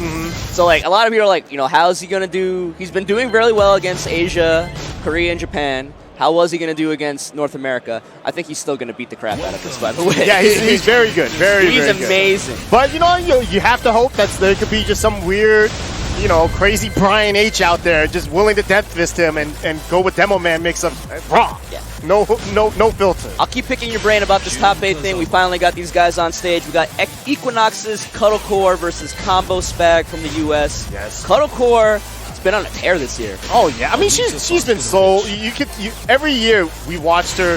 She's been getting better and better and better. And the messed up part is it's not like she was getting better from being bad. She was better from being good, right? It's like when you're getting better when you're already at a certain level, that's like, oh my God, she's gonna be a monster. She already is. Yeah, she got 7th at Northwest Majors. She got 9th at Combo Breaker, where she lost to JDCR and Chanel, if I remember correctly. And then she got 13th at CEO. Really solid placements for the year. Yeah, but she's she's missing out on a big top 8. You know, and she really wants one. Yeah. I think Evo, if she makes top 8 at Evo, like that would be a huge accomplishment. I mean, it's a huge accomplishment for anyone, but for her, I feel like that would really like emphasize that she's like a top player. Yeah. I don't think she needs a top 8 at Evo to emphasize that, but you know, maybe for her sake, she might want that. Nice. Going with the Ayyyyye here. Combospag with the Jin. It's always impressive too because she plays so many different characters at a very high level too. Yeah. But like obviously I think she's known mainly for her Ayyyyye, but her Ling is very, very strong. Yeah, I guess the number one secondary I would say would be the Ling in the back. Yeah. The ender for Oki with Destruction Form. Yeah, Hey, plus frames on that. They gave Ayyyyye so many nice buffs. The chainsaw buffs, unnecessary. Because now chainsaw stance is so scary now. Remember how that low used to be minus on hit? Ain't no more. The hit stun on it, dude. It was like, how is this not plus? Oh, it's actually -2. And now it's like +2 or +1? It should be -7. And we were talking about chainsaws for like 30 seconds, and she won 2 rounds. Mainly all with chainsaws. Yeah. I actually do like the Ayyyyye buff, so I think the chainsaw aspect of her was something that was missing. Like, I felt like a lot of Ayyyyye players would just like go into chainsaw, use once, and then as soon as they hit her out of it, all right, that's it. I won't go into chainsaws again. All right, you got me. Yeah, but I feel like it's now a very, very strong aspect of her game. Yeah, it's definitely a stance that you want to weave in and out of. Yeah. Cuddlecore. Cuddlecore is really always fun to watch play because like it feels like it's always about forward momentum for her. Yeah, she wants to beat the crap out of you. You know, it's like aggressive, but the way she's aggressive, she's like smart about it too, because she'll go in and then it's like as soon as she needs to be defensive, her defense is offensively like so strong. She utilizes Alyssa's movement so well because Alyssa is one of those weird characters where sidewalking is a little bit better, and so she uses her sidewalk so well. You even see that Combospag even knew that he had to throw out a homing move right there. Didn't want Cuddlecore to walk away from that wall. Yeah, was trying to control the wall. The throw break got her away from it. Oh, challenges again with the standing 4. Ooh, nice combo here. Oh, drops the wall combo. Yeah, that was so close too. Oh man, that jump actually saved him. That was a sick jump. Combospag. Oh, that didn't launch on the croucher. Yep. Yeah. All right, Combospag finally on the board. He's been having some good moments, to be honest. He's been walking Alyssa stuff, doing his best challenges with the hop kick. Yeah, she got caught putting the chainsaws away. Got hop kicked for the trouble. Yeah, oh, no. Spikes it for the Oki.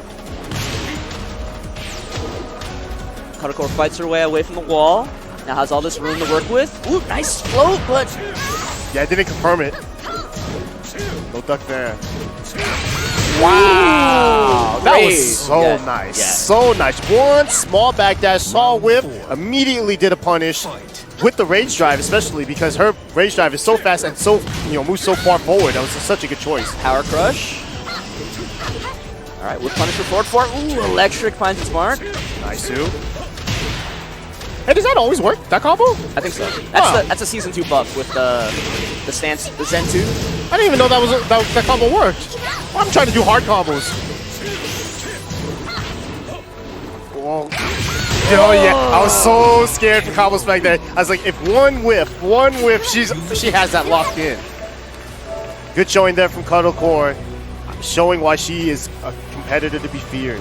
Yeah, and it's like you have that weight, that standoff in that situation where she's like, the better player is just kind of has already figured you out. It's like, and they're counting like 1, 2. I wish I could be like that. Where I'm just like, okay, 1, 2, 3, backdash, make them whiff, whiff punish. I'm just like, oh god, I don't know what I'm doing. You spent like all these rounds collecting data just for that one payoff. It's like, oh, he's gonna press a button now. Yeah, I mean, that's just like one of the best things about Alyssa in general is that her movement is so good, right? Her backdash has been, her backdash is nerfed from like older Tekkens. And it's still good. Yeah. Because her stance is so just like, she stands so straight up that there's not like a big hitbox for it. Yeah. And then her sidewalk is so good. But almost, I think for the same reason, because she is so vertical. Yeah. Man. I think it's second best after Lily. I think they're about She's like the in that second tier. Like, there's a lot of characters below Lily where it's like, Kazumi also has a really good step. Yeah, but the one thing is that because of the way they actually do like animate in the sidestep, some characters are kind of like ducking, whereas they're like Lily and Lisa are like just like. I remember seeing somebody putting up a YouTube video about it, like doing like a time lapse about like where you are in your frame data, and then like so many characters that you wouldn't expect actually go way farther in their step because of that motion. Man, they should make Akuma's hitbox. I mean, Akuma's got like childbearing hips for some reason. Like he can't sidestep anything. I don't know what's. He's so tiny. He's stout. He's got these tree trunk legs and hips. He basically, like, I have his body. Because his jab is as long as my arms. I'm like, why am I playing a character that's just exactly like me? I want to play big characters. That's why you play so well with him. I want to play Gigas. That's your avatar.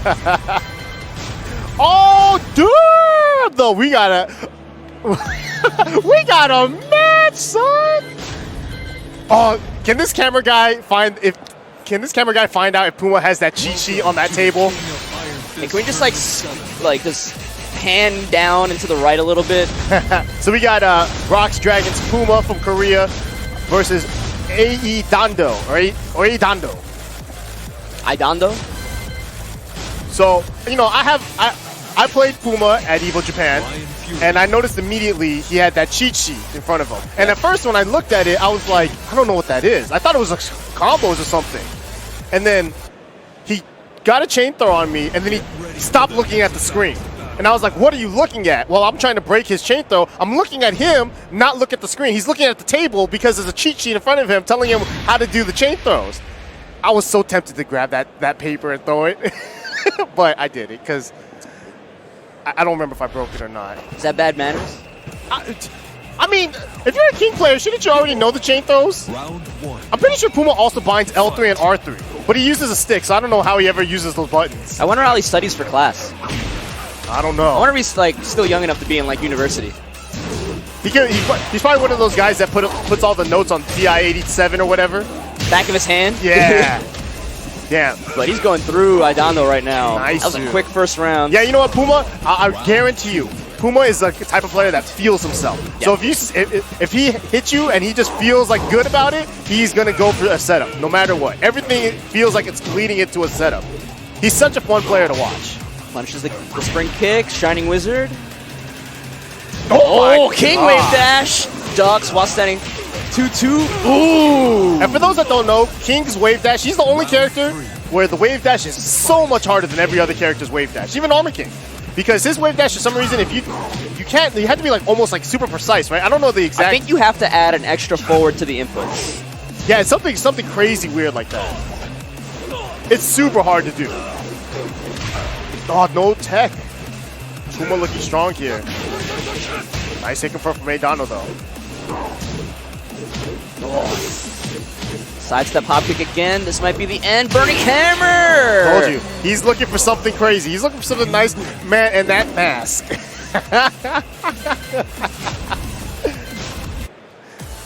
The messed up thing is I don't know what he looks like underneath that mask now, so I could see him outside, and without the mask, I wouldn't know that's Puma. He wore that mask even back at EVO Japan? No, he did. He didn't. Oh, but you just don't remember what he looks like now. Yeah, because now I only see him with the mask. Like, you know that dude from Japan, Fighter? Yeah. He's the one that always wears the King mask? I swear, I've definitely seen him without the mask, and I know for sure I did not know him. I feel like it's that way for pro wrestling, too. They wear the mask so they can go out in public, and you'll never know what they actually look like. Because you just associate, now your brain is just associating Puma with the mask. Yeah. Oh, Jaguar step into multi-throw. Oh, don't do it, do it. All right. Hey. What the hell? He's not looking at it. He's not looking at it. He's not looking at it. He's ascended. Oh, he dropped it. He needed to look at it. Sorry, we got player cams. We can see that he's not looking at anything. Maybe it's only certain chain throws. Oh, sharpshooter. Yeah, damn it. Puma just running through Aedando. Aedando, I gotta be honest. I could see his posture and his body language.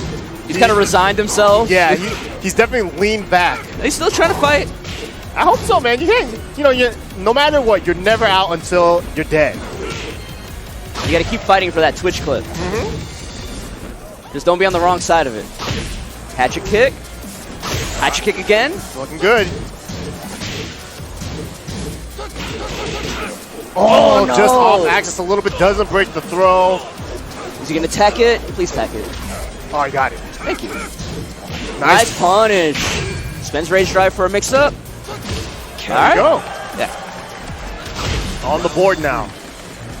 Fight.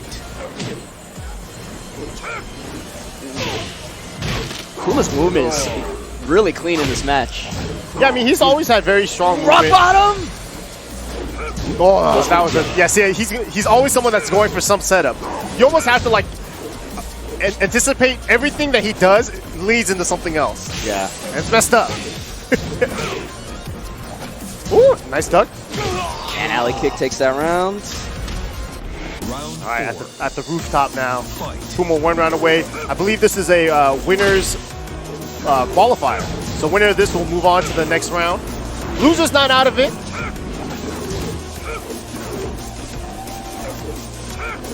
Puma looking good though. Oh, nice mouth punch. Oh, doesn't break it again. I don't think this is close enough for the wall. Yeah, just short. Did you notice that was a combo? Yeah. So what did he hit? What, like 1-2 or something? Or 2-1 into giant swing? It looked like it. There's something weird like that. I think it was 2-1, but the 1 was counter hit. Yeah. So it gave you a guaranteed attempt at a giant swing, which is why I counted that as a sidestep combo. hop kick again. He's been getting so many of those. I don't think. Dead? 1 hit left. Oh my goodness. Down 3. Damn. Spins it. Puma just standing there. Snake edging. Yeah, you have to snake edge. It's already too late. Damn. Yeah. He had to commit way earlier. Like maybe like 2 hatchet kicks at the 7-second mark would have done it, but Puma was just like, I'm good. That guy said so many words in English to Puma. I don't know if Puma speaks English. But there we go. We're going to see Puma again later on. I know the other Rocks, the young Rocks guy, I'm musician. He has pretty good English because he streams and speaks English on his stream, but the hell is this? Who put this here? Not us. Yeah. Trust me. Yeah, but with that, Puma moves on to round 2 of winner's side. I'm not sure he'll be playing later on tomorrow. Yes, sir. But this tournament is so crazy. You know, because the crazy part is we've only gone through like what Pool A and then parts of Pool B, and there's still so many pools left. So there's so many players we haven't even seen. Yeah. And we're gonna see more later. I believe we got some slides. Check it out, Kwamba. KwambaUSA.com, 50% off site-wide. Use the code EVO2019. Trust me, it's a great product. Their backpacks are the best. Use those things to carry around. You can use it as just luggage. That's the best part. Those things are giant. Shoutouts to Fusion by Power A. They're making wired fight pads coming this fall. Control every fight. I'm actually pretty interested in these because these remind me of the Hori Commanders. And they're making them for Xbox, Switch, and PS4. Yeah, the D-pad kind of reminds me of a Genesis almost. Yeah. This is also brought to you by Geico Gaming. Shout out to Geico Gaming. They've been supporting the FGC for quite some time. They've been at EVO, I would say, for years. So I'm glad to see they're back again. And also China Gaming Market Solutions. Something in there is Chinese that I can't read. So I'm going to assume that just says joystick. Licensing, distribution, retail. And shout out to Hyperkin with making their 3-in-1 HD TV cable for GameCube, N64, Super NES, making the Admiral Premium Wireless Bluetooth controller for Nintendo 64, and Street Fighter watch bands for your Apple Watch. All coming soon. And the Hard Knock Nights Live. Man, that's really hard to say. Hard Knock Nights Live. The Kickstarter, check it out. I believe there's a... go to hnl.gg to check it out.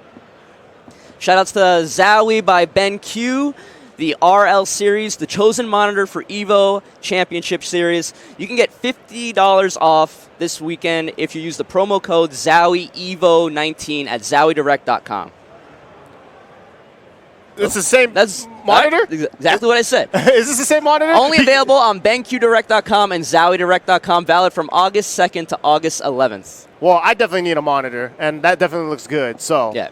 If that code still applies after EVO? August 11th. Damn. All right, we're gonna take a little break, but we'll be back with more pool action at EVO 2019. Stay tuned.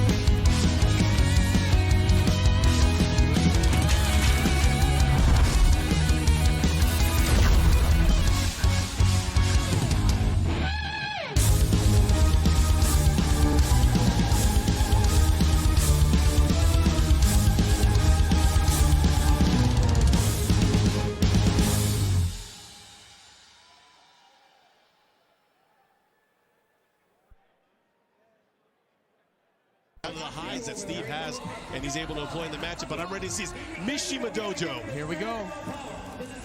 Let's party. Oh, into the debug. Wow. And you know what, the way no launch there. Yeah, he gets a full launch, right? First low parry. Yeah, here we go. And you know what? Might as well get the counter started. And he's going to go for the 10 hit strings. Again! You know what? Let's just low parry. But you know what? This could be it. Keep your eyes open for this guy. He is on a tear right now. You know what? And the Styloning with the key charge? You know, I have a feeling here Anakin's going to start hitting him with those elbows. Not just the elbows, but he has that mighty fine down forward 2 weapon. Oh, this time getting the big launch. Do not try lows against Taisei. Oh, and he's going to get the wall here, and he's going to get him, you know, he had an opportunity. Yeah, wall to wall. Second wall stun there. Okay. And here comes Anakin with the light bleed. He's going to have to be careful, of course, the rocket launcher. Oh, good night, Harada. Very nice. 2 quick rounds from Taisei. And this is not looking good for young Anakin. Oh, out of the air. No, he drops it. There's going to be a mini punish. Good night, Harada, once again. And I like it. I mean, he went for the conversion there, but unfortunately just out of range. Uh-oh, we're by the candles here. Anakin looking like he's going to need to light one. Oh, and you know what? This is not looking good for the matchup, but he does have range. He hit him with the mid. Going again. It's not over yet. Oh, into the Sonic Fang. What just enough. Impressive first game. Taisei, you know, he's fidgeting around in his seat, but he's the one that's doing super great, right? I know. He's doing great. Anakin unfazed, not even moving. Definitely thinking about what he can do to correct the last game. Man, how many low parries was that?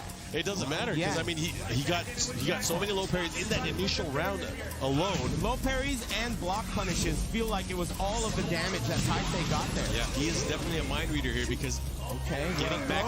No, he doesn't get it. And he's gonna get the wall, side wall stun. Damage. Okay. Anakin going for way more mids now. Oh, and he's gonna have a good opportunity for a perfect here. One more mix-up. Oh, yeah. Somebody woke the baby. Very nice. Anakin on the board. He wants to dive, lost the mind. One more round on the side for Anakin now.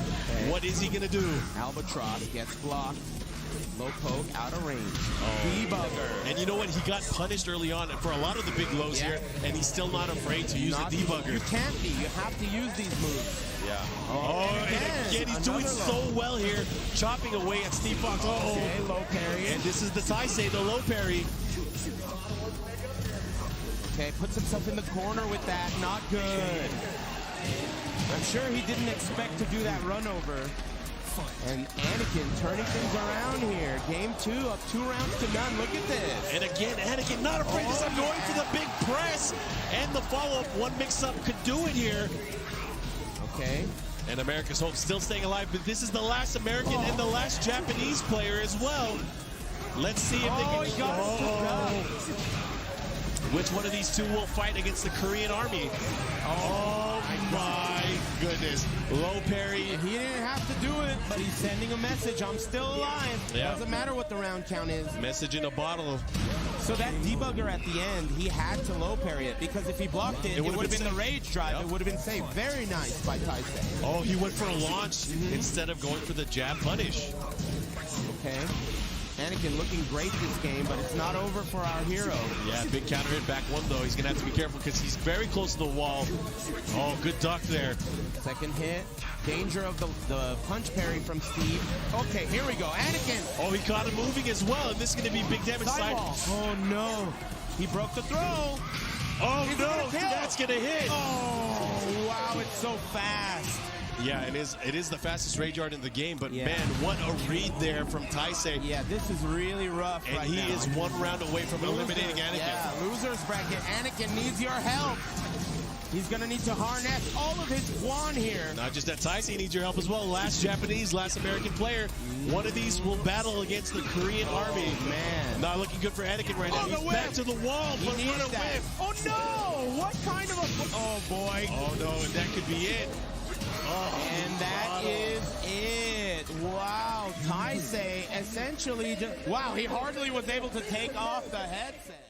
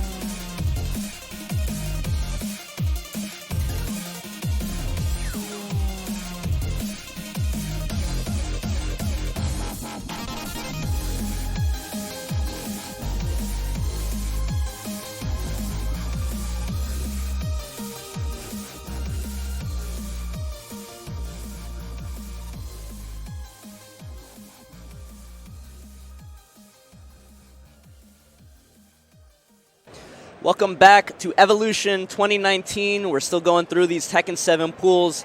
If you're just joining us, I'm Bloodhawk. I'm with my boy Rickster right now. What's going on, Ricky?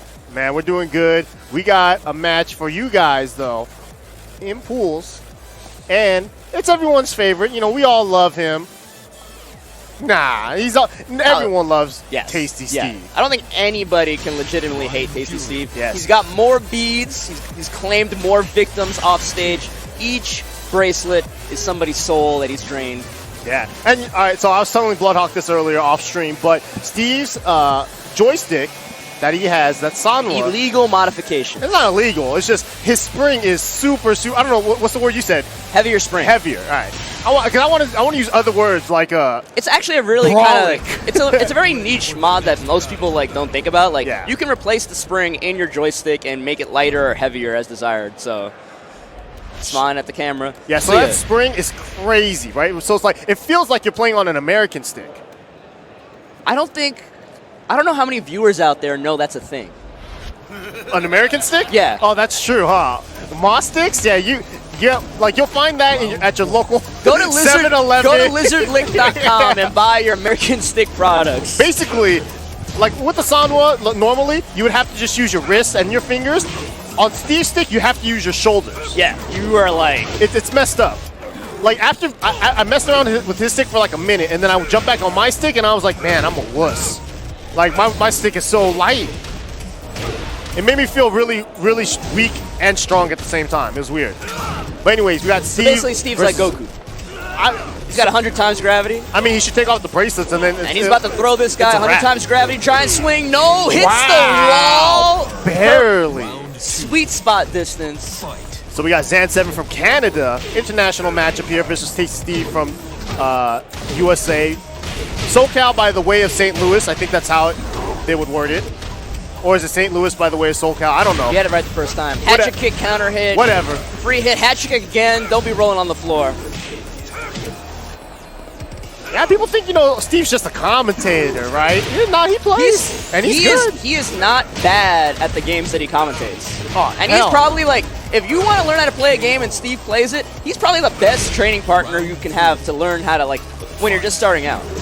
Steve is the best person to have around if you play any fighting game. Yeah. Because no matter what, Steve's probably played it, and he probably plays like some big dude that's kind of cheap. And he also plays really cheap. Yeah. Zan trying to get something going here. Double knee gets blocked. No punish. Doesn't break the shining. 4-3. 4-3. I like that Oki from Steve. It's really old, it's classic. Yeah. Ooh, that mock kick can be punished with the 10 frame. Ooh, wow. Just waited for the rage drive to come out. Easy whiff punish from Steve. See, so now, if you're boys with Zan7, and let's say he loses to Steve, are you gonna grill your boy? Yo, you Tasty Steve? You lost to a commentator? Well, counter hit knees. It's not over yet. He's got a good wall position. Oh, Steve wants that giant swing. Steve wanted that giant swing. He messed up 3 times before that. That big low. Oh, nice. Floats him out. I didn't expect it, though. Oh, Steve got in the air, and is he dead? No, he's barely alive. Oh, no! Oh. Standing 4, kicked in the face. Man, the messed up part is, if Steve knew the guy, he would have been grabbing his arm and shaking the crap out of him during the slow-mo. Like, oh my God, what's gonna happen? Yo, the way I kicked you in the face was sick. Back into it, though. Zan7, not happy. I mean, he seemed happy. I mean, he didn't play that. Really, it was those 2 giant swings that hit the wall. Really felt like they meant everything. Oh. Counter hit back 1. Yes. Steve's actually really good at using counter hit back 1 very well. Side switch here. Wait, nice. Steve at his prime played King when King was a way worse character. Yeah, for sure. So he's like a kid in a candy shop with Tekken 7 King. It's hard, it's almost rare to even say Tekken 7 is not the best version of any character. It's it definitely exists, but more in this game more than any other game, I've never said this character's the best they've ever been. This character's the best they've ever been. Oh, again. Unless you're talking about really niche cases, this isn't the best version of Steve because 5.0 Steve had a 100% combo. Yeah. For sure.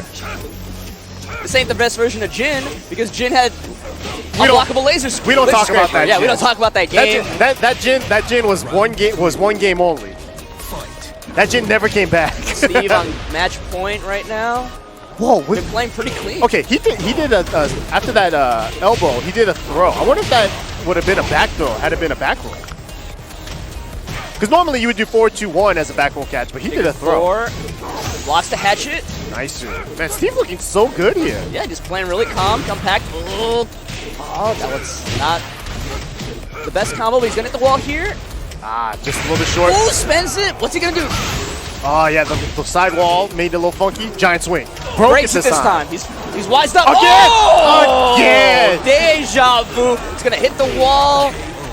And Tasty Steve. The classic. Gave him the double. You broke a throw. Oh, you're not gonna break it twice. You broke a throw once, you ain't gonna break it again.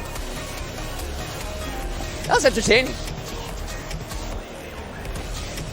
You gonna say something to this camera, man? How you gonna look at the camera? Say, okay, there we go. Give him peace up. There you go. All right. And Tasty Steve moves on. Don't ever doubt Steve again. I don't think anyone doubts Steve. They're just surprised. I mean, like we were talking. We were also talking about off stream when MYK had his stream on Wednesday, Yes. Tuesday, Wednesday, Somewhere. Tuesday. Yeah. I saw Steve beating up Rip. Oh yeah. And all you guys just talking smack in the background. Of course. Why not? Shout out to Steve. He's moving on. Yeah, he's still in winners, I believe. So that's a good sign for him. That was winner's side. We're gonna have next up. It's gonna be Sood Saab from Australia versus BK Uryu. This guy's a stream monster, if I remember correctly. Plays Lily. I think he switches around very often, but we'll see how he plays. If you guys are just joining us, this is Evolution 2019. You might have heard of it. And we're playing some Tekken 7 action pools. Oh, man. You also might have heard of Tekken 7. We just started. Like, it started, roughly around 3 hours ago. And there's so much more. There's so much more. For a lot of players, the tournament hasn't even started yet for them. Yep. For others, like myself, I played at 10 a.m. So, like, I'm chilling right now. I'm waiting. Yeah, it started at 10 a.m. It's going to end at 10 p.m. Ooh, so much Tekken. It's sweet. It is so sweet. But it's not even just Tekken. If you come to Evolution, everything is packed. And it's crazy. Yeah, we got 2 games to our left. We got 2 games to our right going on.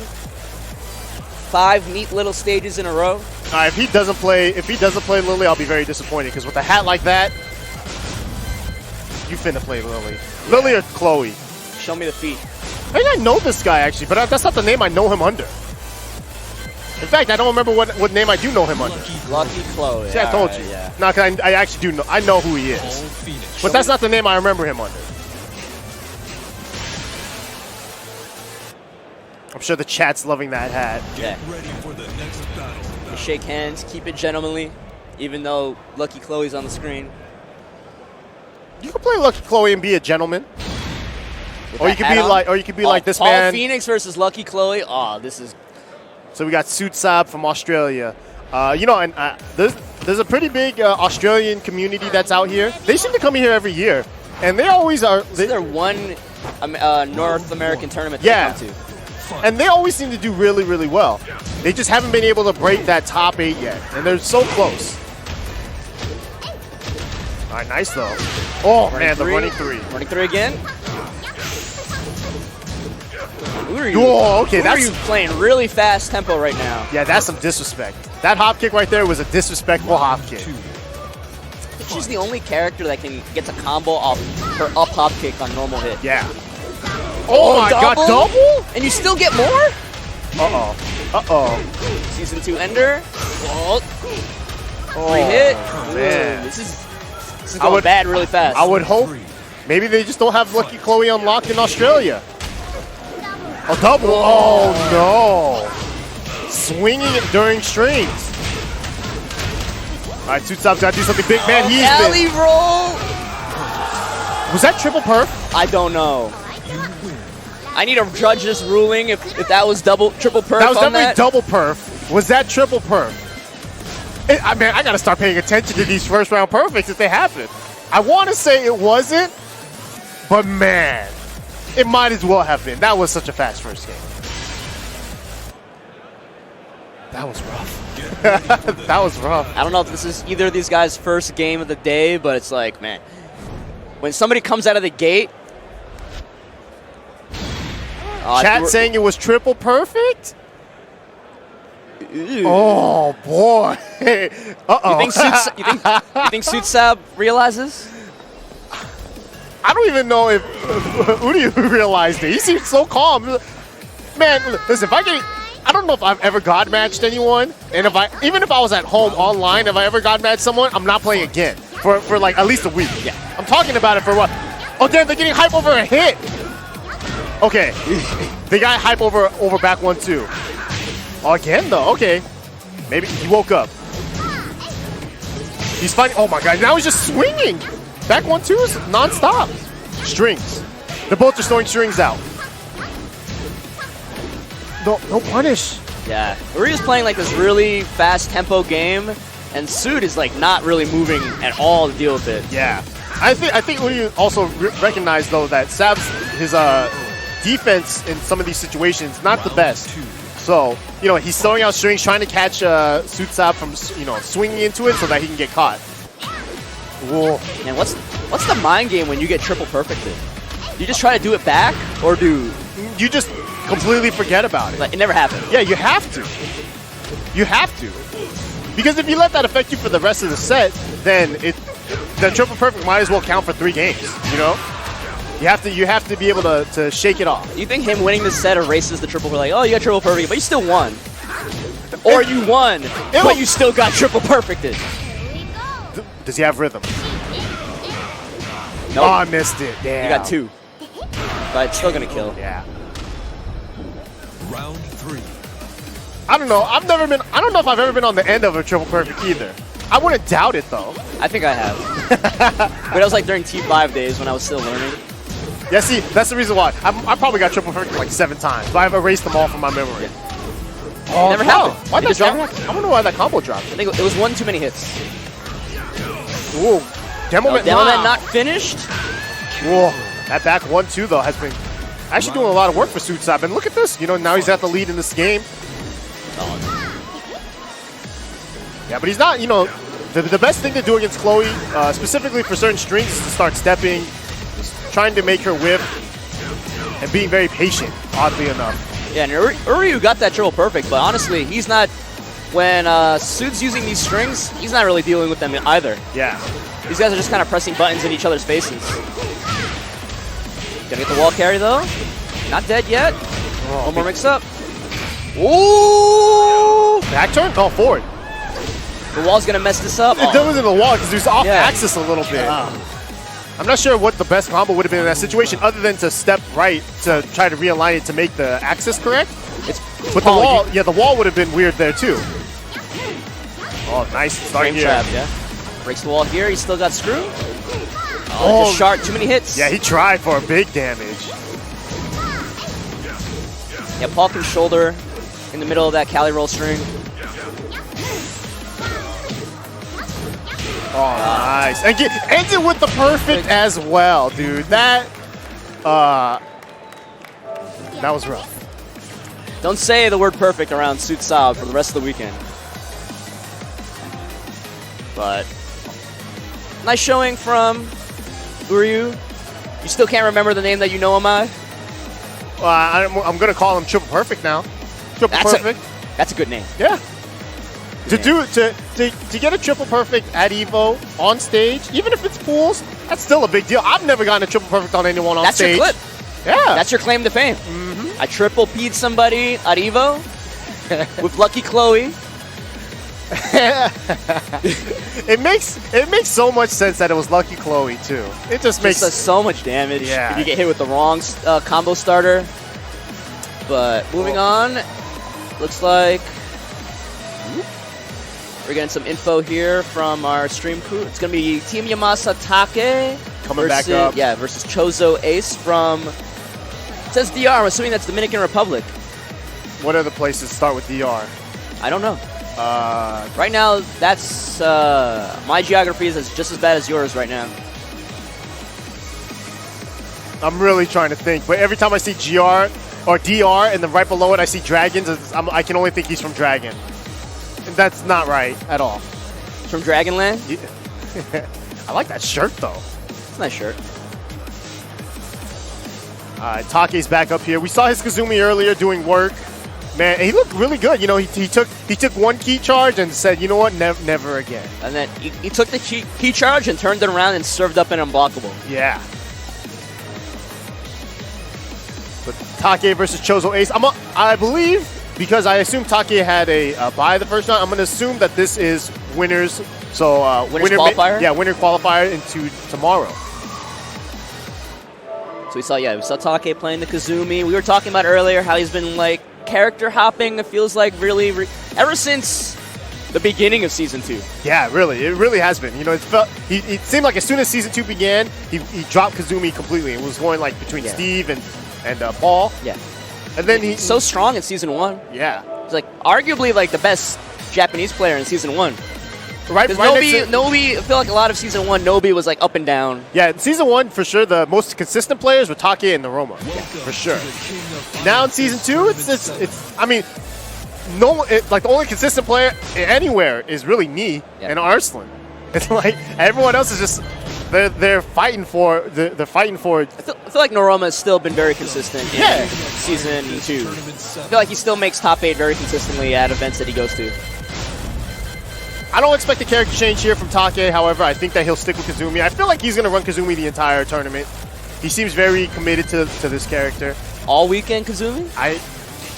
I'd hope so, to be honest. I really, a lot of people may not like Kazumi in terms of, she's very basic, right, in terms of her moves and her great moves. Yeah. I like watching Kazumi play. I like watching Kazumi players because it shows me like how, it's almost like, it's not the character itself, I'm more just like watching how they play Tekken. Yeah. They play Tekken very well. I feel like each Kazumi player also has like that one out of the norm move that they like using. Yeah, for sure. Take, out of all the Kazumis I've watched, he's definitely the best at throwing out the delayed hop kick as a high punisher or a low punisher. Like Ulsan, when I watch Ulsan play, he really likes using Kazumi's backswing blow. Oh yeah, and Arslan really likes. The one thing I like about Arslan, he uses down back 2 a lot, and he also uses forward 3-2 as a whiff punisher. Very well, very well. We got our first lead as far as I've seen. Yeah, and you called it. Take staying with the Kazumi. Yeah, Chozo Ace rocking the lead. Lee. He's not bad. Yeah, he is definitely not bad. It's definitely harder to do the big damage with him as it would be for other characters, but his damage output and his moveset in general is very strong. Yeah, and on paper, this character is amazing. Yeah. He's got like a 16-frame counter hit low that you can pick up with for a full combo. He's got an amazing 10-frame punish. Yeah, I remember Acid Storm. As soon as Season 2 came out and everyone saw the patch notes, everyone thought Lee might be top 5. Yeah, but the problem is the way it's always been execution. Yeah. And it's not like Nina either, where you can like opt out and do like easier stuff. If you're doing easy stuff with Lee, it's like, man, you're playing like half the character. Yeah, for real. But Chozo trying to get something going, trying to space out with these back 4s. Ooh, nice. Back 3-3 in the open. Yeah, I got a whiff punish there from Take. I like the movement here from both players. Oh, axe kick finds its mark. And it's such a strong. That's like basically her strongest launcher. Yeah. She can get like 70-ish mid screen. Little counter hit. Here we go. Oh, drops it. Oh, but he gets a second chance. Oh, nice. Drops it again. Could Those be the missteps. Nerves. Oh, nice low parry on the slide. These back 2 misstep cancels are not easy. Yeah. And you got to do them back to back. As a lead player, you should have, like, it's messed up to be like, well, as a lead player, you should have them. Yeah. Because sometimes you don't have them, but, like, Chozo Ace, he might be the best at that, but just right now, in the moment, he's not hitting him. It's like playing a Mishima and not having your electrics be on that day or something. Yeah, it could be painful. But then, like, you still have to try and do them because they're a key part of your combo damage. Yeah, for sure. And Chozo Ace has been looking decently in this game, even though he lost 2 rounds. Yeah. But Take's been on point. Look at those jabs. Jabs stopping him from attacking. The running 2 again. Oh, nice. That time. Back turned. What can you do off of this? Not much. Oh, stop slide. The slide killed himself. Yeah, I think he had no way of avoiding that hit. Yeah. As soon as the slide came out, Taki hit 3. He's like, I won. Easiest punish. Yeah, he was still in recovery from doing the slide. Yeah. But sounds like they're going right into rematch. Wasting no time. I like it. Round 1. Fight. See if Chozo can shake off the drops. He's using a lot of back 4. Yeah. Oh, trades with the axe kick. This is not a good time. All right, a little too close to the wall. Probably didn't want to spend the wall break on that. Yeah. Punishes with the Acid Storm series. Just didn't get the dash up. We've seen that a lot recently. Getting a tailspin, not dashing up far enough to finish the combo. Round 2. Fight. And Taki now 4 rounds straight. Taki checking with that single jab. We saw a lot more 1-1 out of Kazumi in Season 1, where it was like -1 like every other Mishima. In Season 2, they made it -3. Serves her right. Yeah. So now you just see a lot of just single jab out of Kazumi. I mean, single jab in general is a very, very strong tool that's, pretty much underutilized by the majority of Tekken players. Yeah. But just single jab can start so much of your offense. Yeah, he who controls the left controls the world. And that left jab is such a good, it's your spacing tool, it's your punish tool, it's your pressure tool. He who controls the left fist controls the match at least. Oh, God. Now Take, 1 round away from advancing. That forward 3, how fast is it? 15 for Lee? How fast? Yeah. It's 15 or 16. The unfortunate thing about that string is that if you're just like, even if the first couple hits hit and the last few whiff completely, you get punished. Yeah.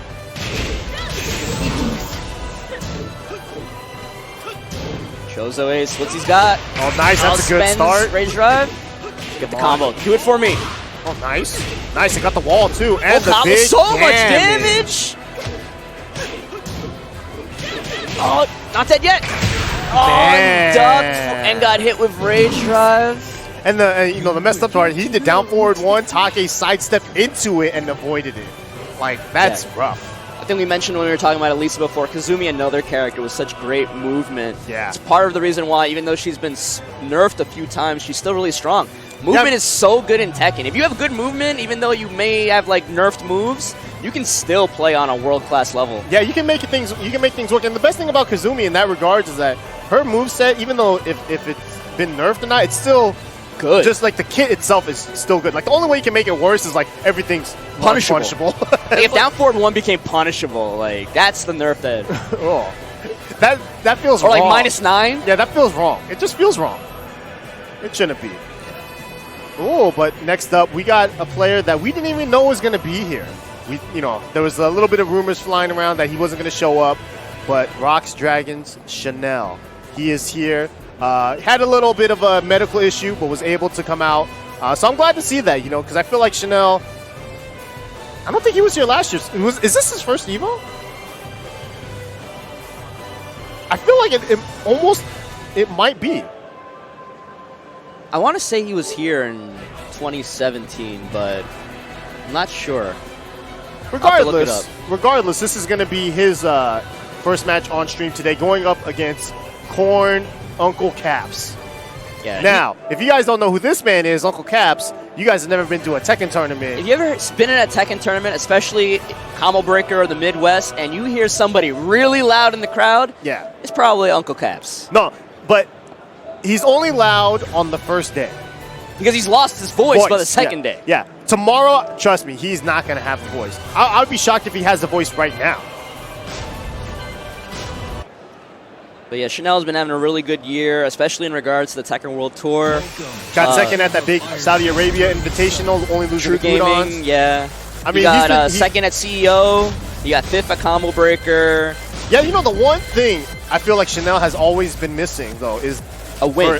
First a big place. win. He's always kind of been on that just second place, third place, like the bridesmaid, never the bride. Yeah, he won a dojo event in Korea recently, Dragon's Cup. Oh, nice. But he you know, even though it's a dojo event in Asia, so it's obviously going to be really competitive and buff. But I'm sure he wants like a Masters event, or especially